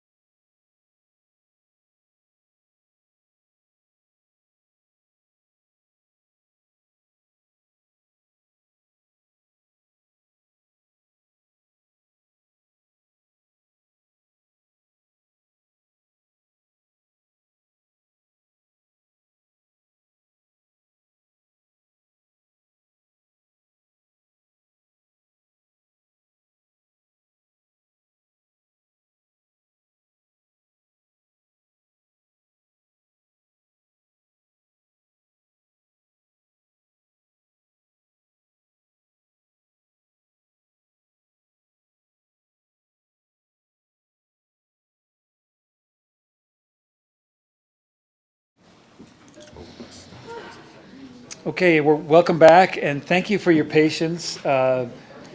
Just the information and the importance of this meeting, I just thought that break was well needed, so thank you for your patience on that. And before we get started, I would like to, or our next step, I'd like to have our city attorney speak, David Hall, just for a quick minute. Thank you. It would be very helpful if you have amendments, because these documents are so complicated and so interconnected that we don't do those on the fly at third reading, that you maybe get those to the planning department prior to second reading, and that gives you 2 weeks, because we don't meet next week. The next meeting's the 26th, so that we can discuss, you can discuss those on the 26th. If we have amendments proposed for the first time at third reading, I just don't know that we can really handle that and figure out how they affect all of the various interconnected documents here. Okay, thank you very much. Okay, go ahead. Thank you. There we go. Hi, my name is Mary Swenson, and I'm the interim executive director of the Everett Housing Authority. And while I am new to the Housing Authority, I am not new to Everett. I am a 1975 graduate of Cascade High School, go Bruins. And I grew up in this area. And I lived in North Everett for a period of time. I remember when the Milk House Coffee Shop was Walt's Milk House. And I remember when Jafco was where I bought my appliances. And I remember eating at Cherry's. And so I've watched this whole area grow. And I still have friends that live in this area. So when I came into the Housing Authority and knew that this project was going on, I had a pretty critical eye on it because I had watched it from afar. And I was a little taken back by some of the height of the buildings, and just the enormity of the project in an area that was, has been pretty much the same for a really long time, and how that was going to affect the residents. So that was kind of my starting point when I came into it. So as I was walking through the project and getting educated on it, and also speaking to members of the Everett Council and the residents with the Delta Neighborhood Association and other folks within the area, it became evident that, there was some things that we needed to do to address some of the concerns up front and to be pretty proactive with the neighborhood and make sure that they were comfortable with what we were going to do. Now, understanding that this is a big project, you're never going to get total buy-in on any project like this. But hopefully we have gotten to a place that there is a comfort level and a trust level within our organization, the city, and the neighborhood association, that they do think that this would be a benefit to the community, and I believe that it will be a benefit to the community after going through this project. So I'd like to highlight some of the things that have already been highlighted. The building heights. We have dropped the building heights to 12 stories, which was addressed before. The emergency services costs, this was something that I really struggled with because my background is city government, so I totally understood the perspective of the city and why they wanted funds for the critical services, police and fire. That's the main thing that cities really are here for, is to protect the citizens. But on the other hand, in my current role, I am working for a housing authority that has tax exemption. So as we walk through the project, I think we came to a pretty good agreement working through the SEPA process that we will provide some funding for police and fire services. Also, in driving through that area and seeing what's down there now, and there's not a lot of, there's some vandalism, there's some graffiti on the buildings, but what I would have thought would have been a lot more interaction with those buildings than has happened. I did a little research about why that hasn't happened, and the Housing Authority has been a good partner to the neighbors, and we have been spending, I think the total that I came up with just in that neighborhood, $135,000 a year on retaining Everett police officers to police that area. And I don't think that that's widely known by everybody, so I think it is important to point out. We feel that we need to be a good neighbor to the neighbors that are down there, and we also have tenants that are Everett Housing Authority tenants that are in that area. And it's to our benefit to make sure that that area stays in a really good place. And if you look at what we pay for security in all of our facilities, we're upwards over $300,000 that we pay for security. So I think that that's important to point out from a city's perspective, that we do have skin in the game. We do value the safety of our residents, and we'll continue to do that. But I think it is important to note. I cannot underscore the relationship that we have developed with the Delta Neighborhood Association and the work that they have done to get us to where we are. They have been passionate about that neighborhood and making sure that things are done correctly. I very much appreciate that. We want to be good neighbors to those neighbors, and we will continue to do so. So what we are saying here is not just the talk. We will continue to be good neighbors with those folks. So I want to step through the community collaboration that we talked about in working with organizations such as YMCA, Bezos, SHAC, KSER, Tulalip Tribes, and others, Boys and Girls Club.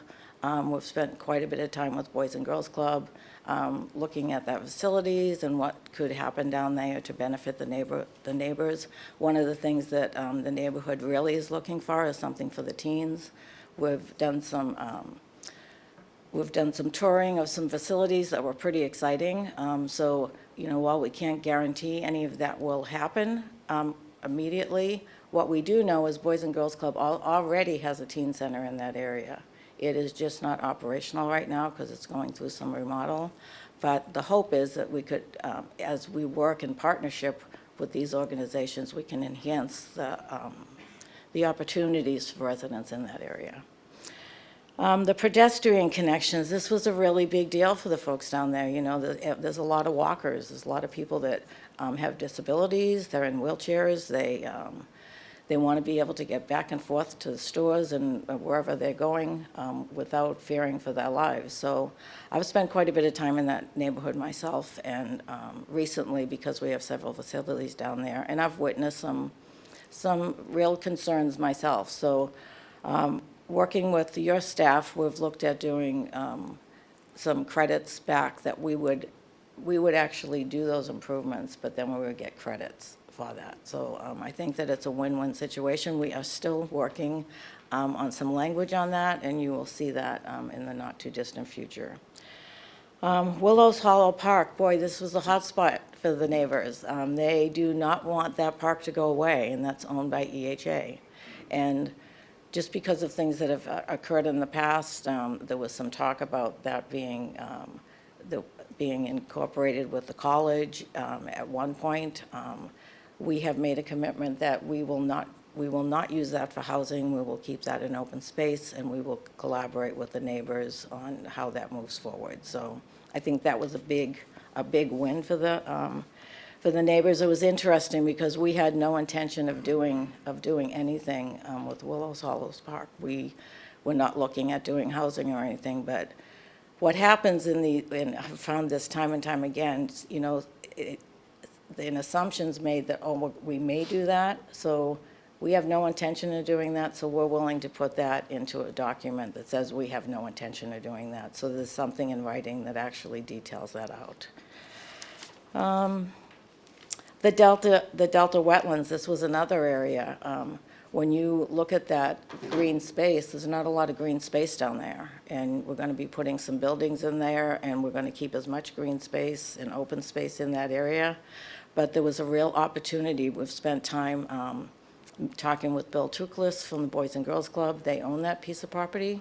They have no use for the property. It's just sitting there, and from looking at it from the eyes of a city's perspective, I'm looking at it, boy, and that could really have some challenges, as it's a good hiding place for folks, right? So if we can collaborate and help clean that up and do a joint venture on that property, what a benefit to not only the residents in the area, but also to the whole community. We have some residents at Baker that are interested in working on that project. In talking with them, they said, hey, can I help with that project? Our resident commissioner is interested in leading a team on that.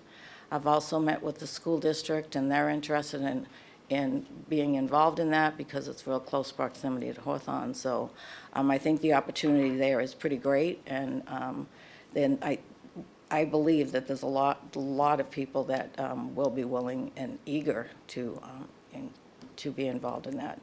The last thing is the residency vacancy. And again, you know, I know when you drive down roads and you have empty buildings, that's not what a city wants to see. And that also is not what we want to see in a facility that we develop. So, you know, we're willing to make some commitments on that. We're working on language that, you know, that we will do tenant improvements, reduce rents if we need to, in order to get people in those spaces. I know that was a big issue with some council members, and that's been recognized, and we will put some language in that holds us to that. I think that is not the only thing I want to talk about, because I think the main thing we really need to talk about is housing. That's why we're here. I mean, this project is big, and we've gotten into the little nitty-gritty of the details of the project, but the overall reason for this project is the need for housing. We have lots of folks that are unhoused. We have the need for additional residential units, and I can't think of a better organization to put a development like this together. There's not many pieces of property that are owned by one organization, 16 acres, that you have the ability to do something like this with. And it's actually become a passion of mine to make sure that this ends up happening, because I'm seeing the rents go up. I'm currently renting a piece of property here, and if you haven't rented for a while and you have to go out and rent something, it is it's really eye-opening. So the more housing that we can get and the more housing that we can provide to the citizens of this city, the better. So with that, I'm available for questions. We have a presentation from our consultant group, and I think that maybe it would be best to have them come up and do the presentation, and then I'll be available for any questions that you may have. And if I can't answer them, and I bet I won't be able to answer some of them because some of them are very, very technical, but we do have staff here that can do that. Okay, So let's with go ahead and that- have the presentation then, and then Yes. for questions. Okay, thank you very much. Yeah, thank you. And Leslie Bain from Frameworks is coming up.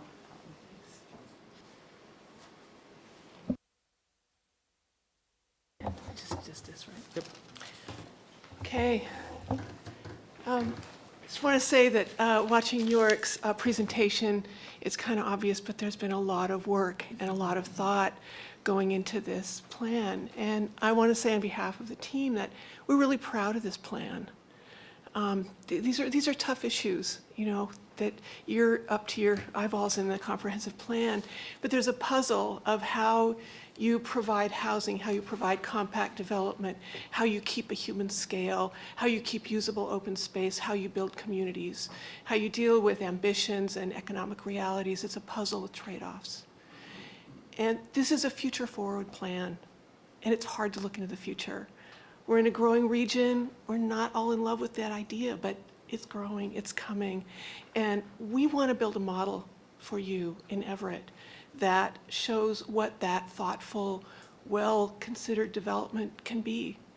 That it provides housing, but it also builds a community. It connects into the neighborhoods that are here and honors the people that are here and provides a place for a lot of people who could live there that don't have a voice tonight. So with that, we think there are a lot of reasons to support this plan. This is kind of unique in that we have this 15-acre property in a wonderful spot surrounded by things that can make a real neighborhood of opportunity for people. And we have a housing authority that operates under a different model than for-profit development. So we look at this as a way to put a development out there that we hope, as the comprehensive plan comes online and there are developers out there trying to make more compact development, that you'll take them here and say, this is the kind of model. So just how did we get here? Some of you have been along for the ride. EHA hired a large consultant team through a competitive process. There are a lot of disciplines that go into this thinking: architecture, landscape, urban design, retail planning, transportation planning, civil engineering, sustainability consultants. And I'm proud to say that we're part of a team that has done some of the best work around the region. There's a couple of cool photos there, but it's a team that's really taken this challenge to heart. So, York, if you would mind being our Vanna. I think some of you are familiar with the plan. I don't want to spend too long on it, but I do want to point out some things that have been really important to us. One, we want to fit into the neighborhood. We also want buffers. We have green buffers, York up top on Poplar. So Poplar is staying pretty much where it is. It's a wonderful opportunity to leave that green as possible so we can connect to the wetland we've been talking to. It's a great place for safe routes to school, safe route to transit. We're looking at putting the community gardens there because we think it gets some good south sun. It's also at the top of the hill. We've heard from the people with the current community garden that they'd rather have it at the top of the hill than walking down the hill and up again.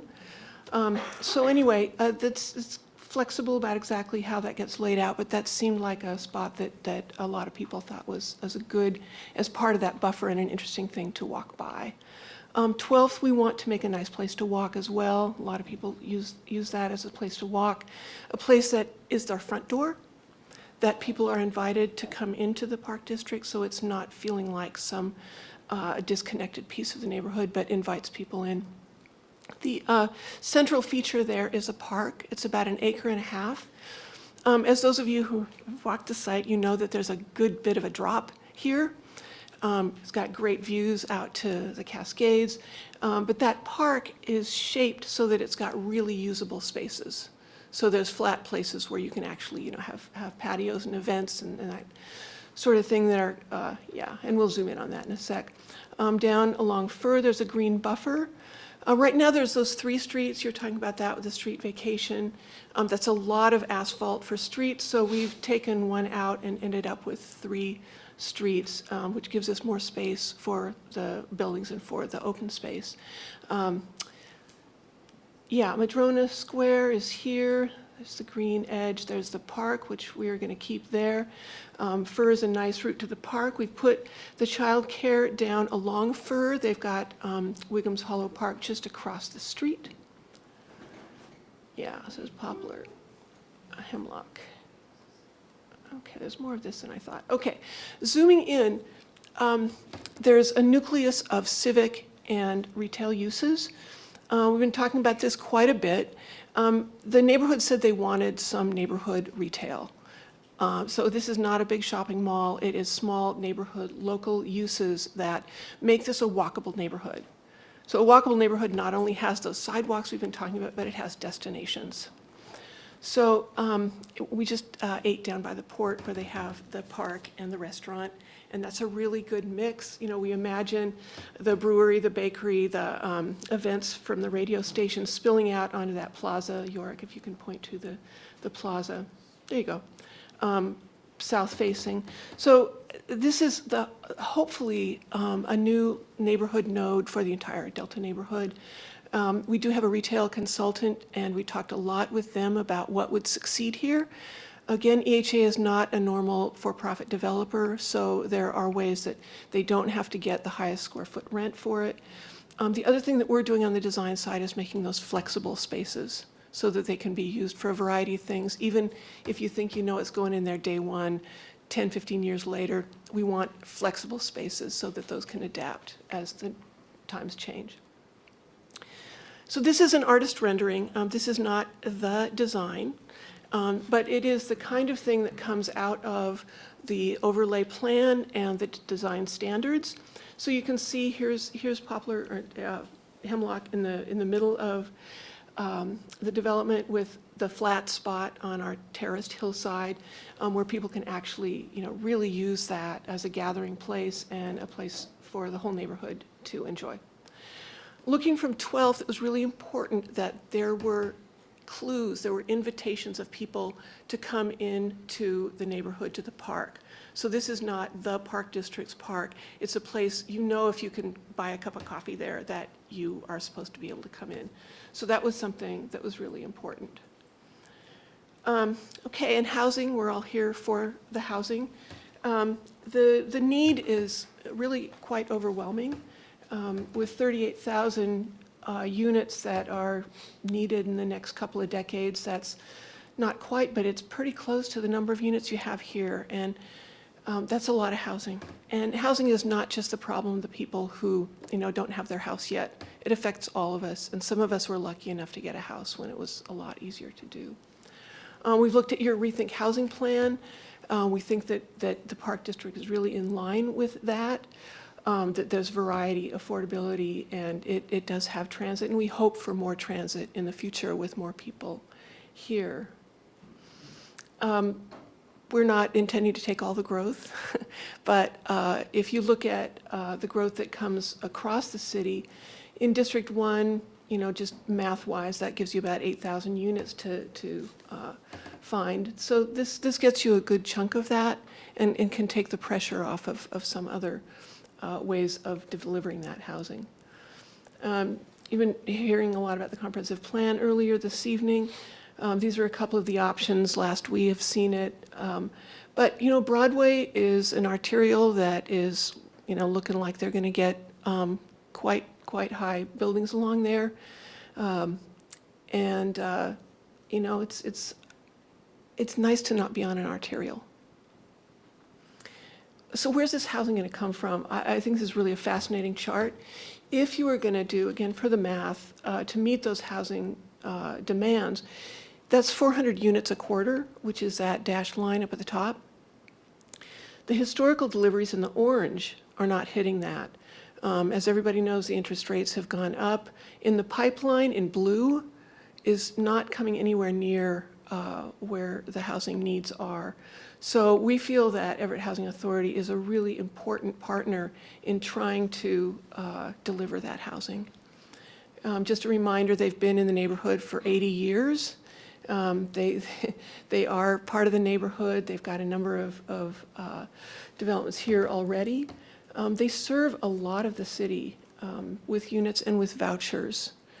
So we really feel like they are a unique partner in helping to deliver the housing. We love this site. You know, you think about it, there's green space with Wiggums Hollow and the wetlands, there's the elementary school, there's the Boys and Girls Club. It's walking distance to the Safeway, to the medical center, to colleges and universities. There's a lot of jobs and opportunity for people here. There's also some issues that the infrastructure there is not modern. It's kind of a do-over, which is costly. So there are a lot of sunk costs in this project for streets and utilities. Also for underground parking. And I think this is a real benefit. It means that we're using the land for housing, for open space, and not for parking cars. It costs, but I think putting the new infrastructure here in a way that lets our land be for people rather than the cars is a really important point. Okay, we got here, as you saw, York had a whole list of a lot of things that people could find online. There has been over 3 years, the master plan process, this PDO process, the SEPA process, and a lot of partner development that a normal developer would not be doing. Those are the things that are public information available, should you choose. I think you had more on yours. We just wanted to summarize here the outreach that's been done. There were surveys, community meetings during the master plan phase that really were the foundation for the PDO process. That team moved forward from the master plan based on the input that we got. The EIS was a whole, another round of looking at what the impacts are and how we could keep them reduced and keep the public benefit high. And so here we are. And we just wanted to point a few things in the outreach. There were surveys, I think over 70 people took these in. And there's always been differences of opinion on height. Not everybody likes it, understandably, but there's been somewhat of a majority that says, yeah, we'll be okay with that as long as we get this other good stuff. And those things are diversity, opportunities, safety, all the things we've been talking about tonight. So these are just a few of the highlights, but I think the one at the bottom is pretty interesting, that 98% says this housing affordability really requires new thinking and new solutions. So out of that process in the master plan, there were these guiding principles about connectivity, mixes of uses. They really value open space and sustainability. So those are things that we've really tried to maximize in the PDO. The tall buildings have never been a secret. This is one of the images from the master plan process and where the PDO designing really started from. So what the neighborhoods said they wanted, in addition to the housing and the housing variety, were a set of amenities. The community gardens are beloved. The coffee shop comes up a lot. Tree canopy is something that people were really interested in increasing. And some community service, civic uses, and the successful neighborhood retail. The civic partnerships you've heard a little bit about tonight. Actually, Judy had to recuse herself because of the art center that we're talking to. Love the idea of having an art center or an outpost here. The tribes, early education, the radio station, still pursuing other partnerships. And I think it's a really exciting part of this development that it's not just housing, it's really bigger than that. It's community building. So this is a list of things that our retail consultant thought would be successful in the neighborhood. You know, the coffee shop's kind of a no-brainer. A brewery, those have been very successful. That way you've got daytime, nighttime covered. Micro grocery would be great. I know that EHA has been talking to some folks. It's a little harder to get that than you'd hope, but I think that's still a hope to be able to put that in there. They would not be a big grocery store with giant trucks, but local businesses. A variety of personal services, things for pets. The idea of incubators rotating pop-up spaces is a really interesting idea, especially a lot of times when things are phased, when you don't have everybody living there yet. Sometimes a pop-up is a good way to keep space active. It's a way to work with local entrepreneurs that can maybe get some businesses going. So I think there are a lot of ways that we can keep the street level active, which is a very strong goal. And I'm happy to talk more about this. I'm going to kind of try and keep it moving, but feel free to stop if you want to talk more. So the tall buildings, we know that's been an issue, and really we've done a lot of work to try to minimize the impact on that in terms of shadowing and the visibility of it. Bakerview is there already. It's 8 stories. So we've really put the taller buildings up mostly along Poplar and then one on Hemlock, but they're back integral into the site. They're down by Madrona Square, which is EHA residence, and Bakerview. So they're away from some of the surrounding lower density parts of the neighborhood. Yeah, so those are the 4 taller buildings, which are now 12 stories. Oops. So, yeah, the others are mid-rise buildings, which is what you see a lot of now. It's a concrete base with some the wood building frame over the top. So those are really around the other parts of the site. They are. Just a few words on how we perceive height. Our cone of vision means that we really pay most attention to the first 3 stories. So in working on the design standards, we really pay attention to what's happening at the level where you can really feel the tactile nature of it, to think about the materials, to think about the detailing. So especially on those levels, the landscape for sure, that makes those levels as a humane a scale as possible. So the design standards, here's just some things that those cover: awnings, canopies, the window treatments, how much glazing there is, amenities such as seating, landscape, the idea of stoops that people can sit on, the idea of connecting outdoor and indoor, and the materiality that can make things feel much more humane and warm. One of the things that we really cared about a lot was a diversity within this development. A lot of times you get development, it's the same building stamped out a bunch of times. One of the things that's burned into the design standards is that each building has to have some differentiation from the other. So we have that mix of height, we have the mix of building forms. They may not be these exact building forms, but the idea is that variety is baked in.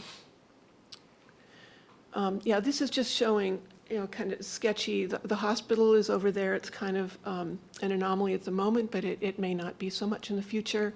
You can see the Broadway corridor there where they would have likely the taller buildings. And so it starts to feel more like it is a different kind of fabric looking forward to the future. There are fiscal impacts that are a benefit, we believe.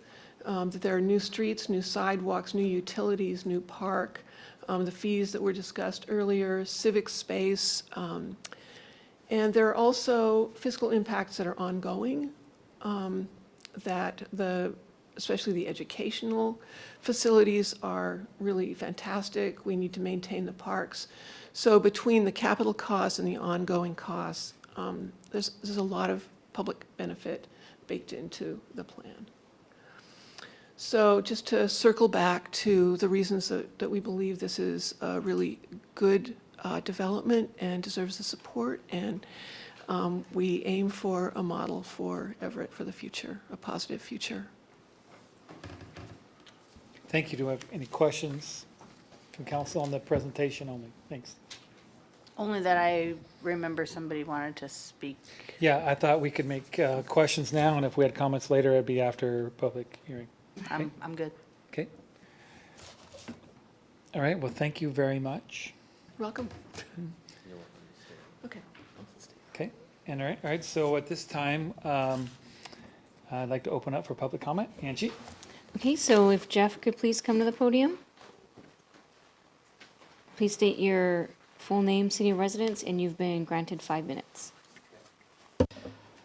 Hello, everyone. My name is Jeff Kelly. Good evening, neighbors, council members, mayor. Glad to see everybody here tonight. I'm just going to read a statement that we prepared. The Delta Neighborhood Association has been working tirelessly with community leaders, the Everett Housing Authority, the Everett City Council members to ascertain how the Park District project can better meet the needs of our community. We have met with every city council member at least once, many of you several times. Our mutual dedication to public service made possible the many positive changes to the Park District plan. We now have an opportunity to ensure the agreed upon changes and intentions of the City of Everett and the EHA are realized, and the goodwill created during this process endures. An important change in the Park District plan is reducing the maximum height from 15 stories down to 12. While this change is significant and shows the community a willingness to negotiate in good faith, keeping the same square footage causes the buildings to have a larger footprint. This will reduce the green space needed for the residents and the neighbors' health and well-being. I apologize. I know that after a long night, some of this is a little redundant, but I thank everybody for listening. Solutions were proposed in the form of letters of intent by the EHA at a meeting the DNA had Wednesday, June 5th at City Hall. Leadership from the Housing Authority, the City of Everett, and the Everett City Council were in attendance. One solution indicated with a letter of intent is that the Housing Authority will not sell or develop upon the Wiggum-Tallow Park parcel. This parcel can be used as a ball field, community garden, or both, and serve as green space for the betterment of our community. Another solution is the acquisition by the EHA of stewardship over the wetlands west of Baker Avenue. These wetlands have been offered by the Boys and Girls Club to the City of Everett. The EHA has written a letter of intent to collaborate with the Boys and Girls Club of Snohomish County, the City of Everett, Everett School District, and community partners to bring accessible nature to Delta residents and others within our community. The DNA believes that a letter of intent from the city is also needed to ensure the wetlands are activated. We ask the council to ensure these intentions are carried out. Another topic discussed at our meeting was the addition and the improvement of ADA ramps and sidewalks, along with other traffic calming measures to the surrounding area of the Park District. shoot, I lost my place. We believe that sidewalks are needed on 15th Street and Baker Avenue, as well as Fulton Street to 16th Street. We believe a crosswalk with flashing lights are needed on 16th for the safety of pedestrians heading to either Ron's Market or the many other establishments south of 16th. The DNA would like to have a letter of intent or binding document from the city outlining what plans have been made with the EHA to make these necessary changes. I know some of this has been talked about this evening, and we really appreciate all the work that's been done. The necessity of the Park District retail space being effectively utilized was also discussed. DNA requests a binding document that requires the EHA to maintain a minimum level of occupancy at the commercial retail spaces and states which measures the EHA will ensure. Oh, shoot. To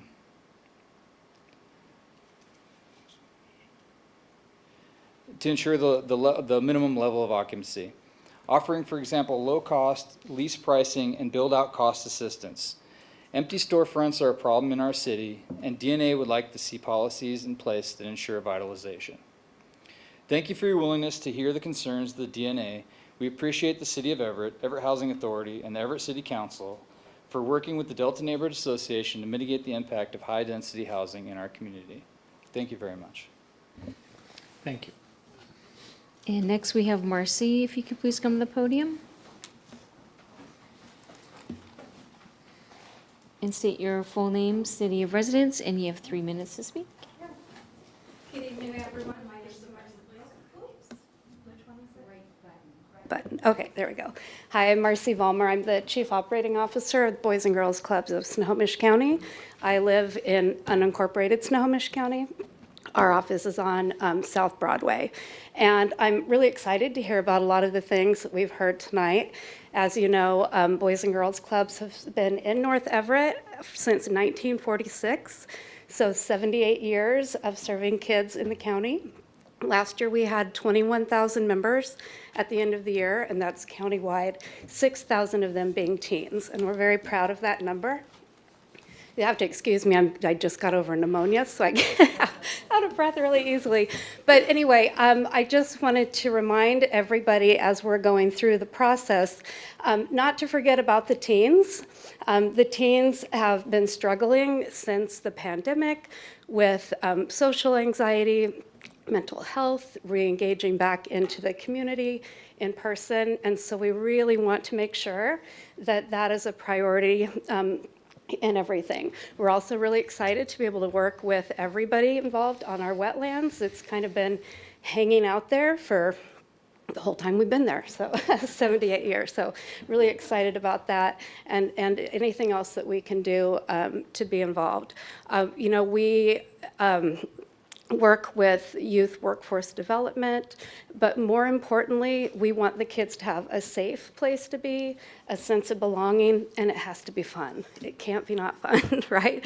And so just as an example, we're opening a new teen center in city of Snohomish this summer, and I just brought a picture because it's cool. And I know that many of you recently toured our Tulalip site, and this is just to illustrate that this is a business we're in. We want to be in it. We want to be a part of this process. So when you see all of the community partners, we definitely want to be around that table. So thank you for your time, and good luck with the project. Thank you. Could you hold that up a little bit on the podium for 4 seconds? There we go. Thank you. Yes. And then face yes for, you know, the camera. No, you're good. Okay. Okay. Thank you. All right, thank you very much. And that concludes our public comments. Okay, that's, at this point, if there's any questions of council or comments? President Schwab? Yes, ma'am. I just wanted to make a comment, and I appreciate everybody's hanging in there through this late presentation, and this has been such a big project, and I also want to thank our team for their hours and hours of work that they put into this project. We've had York and the planning team and some folks from my office working with the Everett Housing Authority for months and months, and I just appreciate it. And I want to reiterate what Mary said at the end of her presentation, why we're all here, and it's for housing. We have a housing crisis in the city of Everett, and what I love about a project like this that brings everybody together, it's a housing project that is creating community by working with the community that it is in. And we desperately need all the units of housing that we can get. I like that the fact that this is a diversity of housing units. It's not, cookie cutter housing units that are all serving the same population, but it is woven into the community with the community. So I just want to say thank you and remind everybody of the importance of housing in the city of Everett, because we have about 70,000 residents coming in the next 20 years. So thank you. Thank you, Mayor. Councilmember Fosse? Does anybody else want to speak before I talk? Okay, all right. So, thank you for the wonderful presentation. I've lived in the Delta neighborhood for nearly 20 years. It's where I first felt that sense of home. I fell in love with my neighbors, and I got involved, and everyone knows the history of, being involved with the Delta Neighborhood Association and activating the community. And the Everett Housing Authority has played a very nuanced part of that history, because they have been so supportive in so many ways, and then there has been the impact of so many things and the perception of some of the actions that has created a lot of skepticism in some of the promises that have made. So in approaching this project, bringing over this last several years, a lot of us has kept that little bit of skepticism in the back of our minds. So this is not something that we have all approached lightly, because we know of that history, and there has been so much love and investment from the EHA in our community, and so much good done. I mean, the first national night out we did with 29 different vendors and 1,000 slices of pizza and all the stuff. The EHA was the #1 partners in that when we first put that on. And I remember some of the council members showed up and said, "This is the most diverse national night out we've ever had. Where did all these people come from?" And it had cultural celebrations, and the EHA was so ready to just help with everything and engage in the community and willing to be a part of it. But the community has seen the impact, of past actions that has also culturally harmed that community. When the neighbors were moved from Baker Heights, just so you all are aware of, that land kind of history. I know a lot of you are, but when they were moved from there, we had a lot of immigrants in our neighborhood, and in particular, the Marshallese community, which was a really, really unique and rare community to have here. They just celebrated their Constitution Day, that they always do over at Jackson Park, and it dispersed their community and caused a lot of harm. And part of that was because we have such a housing deficit that so many of them, when they were a close-knit community, a very, very small community with unique immigration status, they're a very small, close-knit community, there's no housing available. And so were just moved to different places because there isn't that housing available. So when our mayor is talking about the housing deficit, and we have this feeling of there has been harm caused to this community in the past, a big part of that is because there isn't any available housing. And I see on Nextdoor, and I have neighbors constantly talking to me hey, I can't afford to live here anymore. And we can't afford to lose any more of our neighbors. So this housing deficit aspect is a huge part of this. I know we've been here really, really late, but it's really, really important, the work that has happened here, because it has not taken lightly the scope of this project. There has been, especially recently, a lot of engagement and a recognition of, kind of changing the approach, bringing in Mary Swinson. You have done a great job, thank you, from the EHA, of working with the community and really addressing their concerns and that outreach there, and creating this kind of grand bargain of how what are your needs? What are you telling us? And taking that outside perspective. And that gives me, and it sounds like it's giving, a lot of our neighbors that hope that like, this is going to be such a huge asset for the community now, and it's not going to be something that's a detriment. So while I originally approached this in a, yes, we need housing, but what are going to be the impacts to my neighbors in my community, seeing the work that's being done and all the time put in by the city. Dan Templeman, it has been a pleasure to work with you and seeing the work that you've been doing. Yorick, like everyone has been working together and putting in a ton of time, and I just want to say thank you. This is exactly why I got in this role, is to see that kind of collaboration and working together with, the volunteers from the community. The DNA has just been stellar in this, and slow to come on board, just making sure that the right things were happening for the communities. And they are tough negotiators, and they fought hard for really, really great amenities for this neighborhood. I want to reiterate the teen center aspect of it, and the potential for in future phases. I know you guys have, the EHA has your development picked out for this first phase, but the next phase, like that is a huge need that I think that is not committed to. And, their current location that the Boys and Girls Club is, I think that you should really think about the future phases of the EHA development for that teen center location to be there, because I'm sorry, the teens don't want to go hang out with the elementary school kids. That's not going to be an attractive thing for them. But having something like they have now going in Snohomish, Delta has long been saying that there is a huge need for that. We need something for our teens to do. There needs to be some place for them to go, and that would be a huge amenity. So I hope that EHA considers that going forward in the future. The underground parking, I thought that was undersold, because that is a very, very expensive thing that we don't get in for-profit development in our community, in our neighborhood.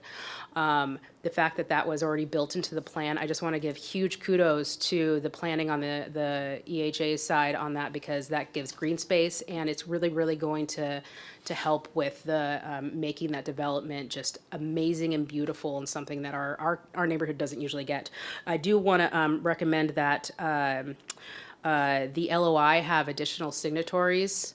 I think that you're already in process perhaps with having that, but it would also be nice to have the EHA board signing on to that in solidarity, because as we have transition and changes through employment and people moving on, having the board also there to support it, I think gives something that's a letter of intent that doesn't necessarily have that legal binding things more authority. So I would like you to consider that, adding that in.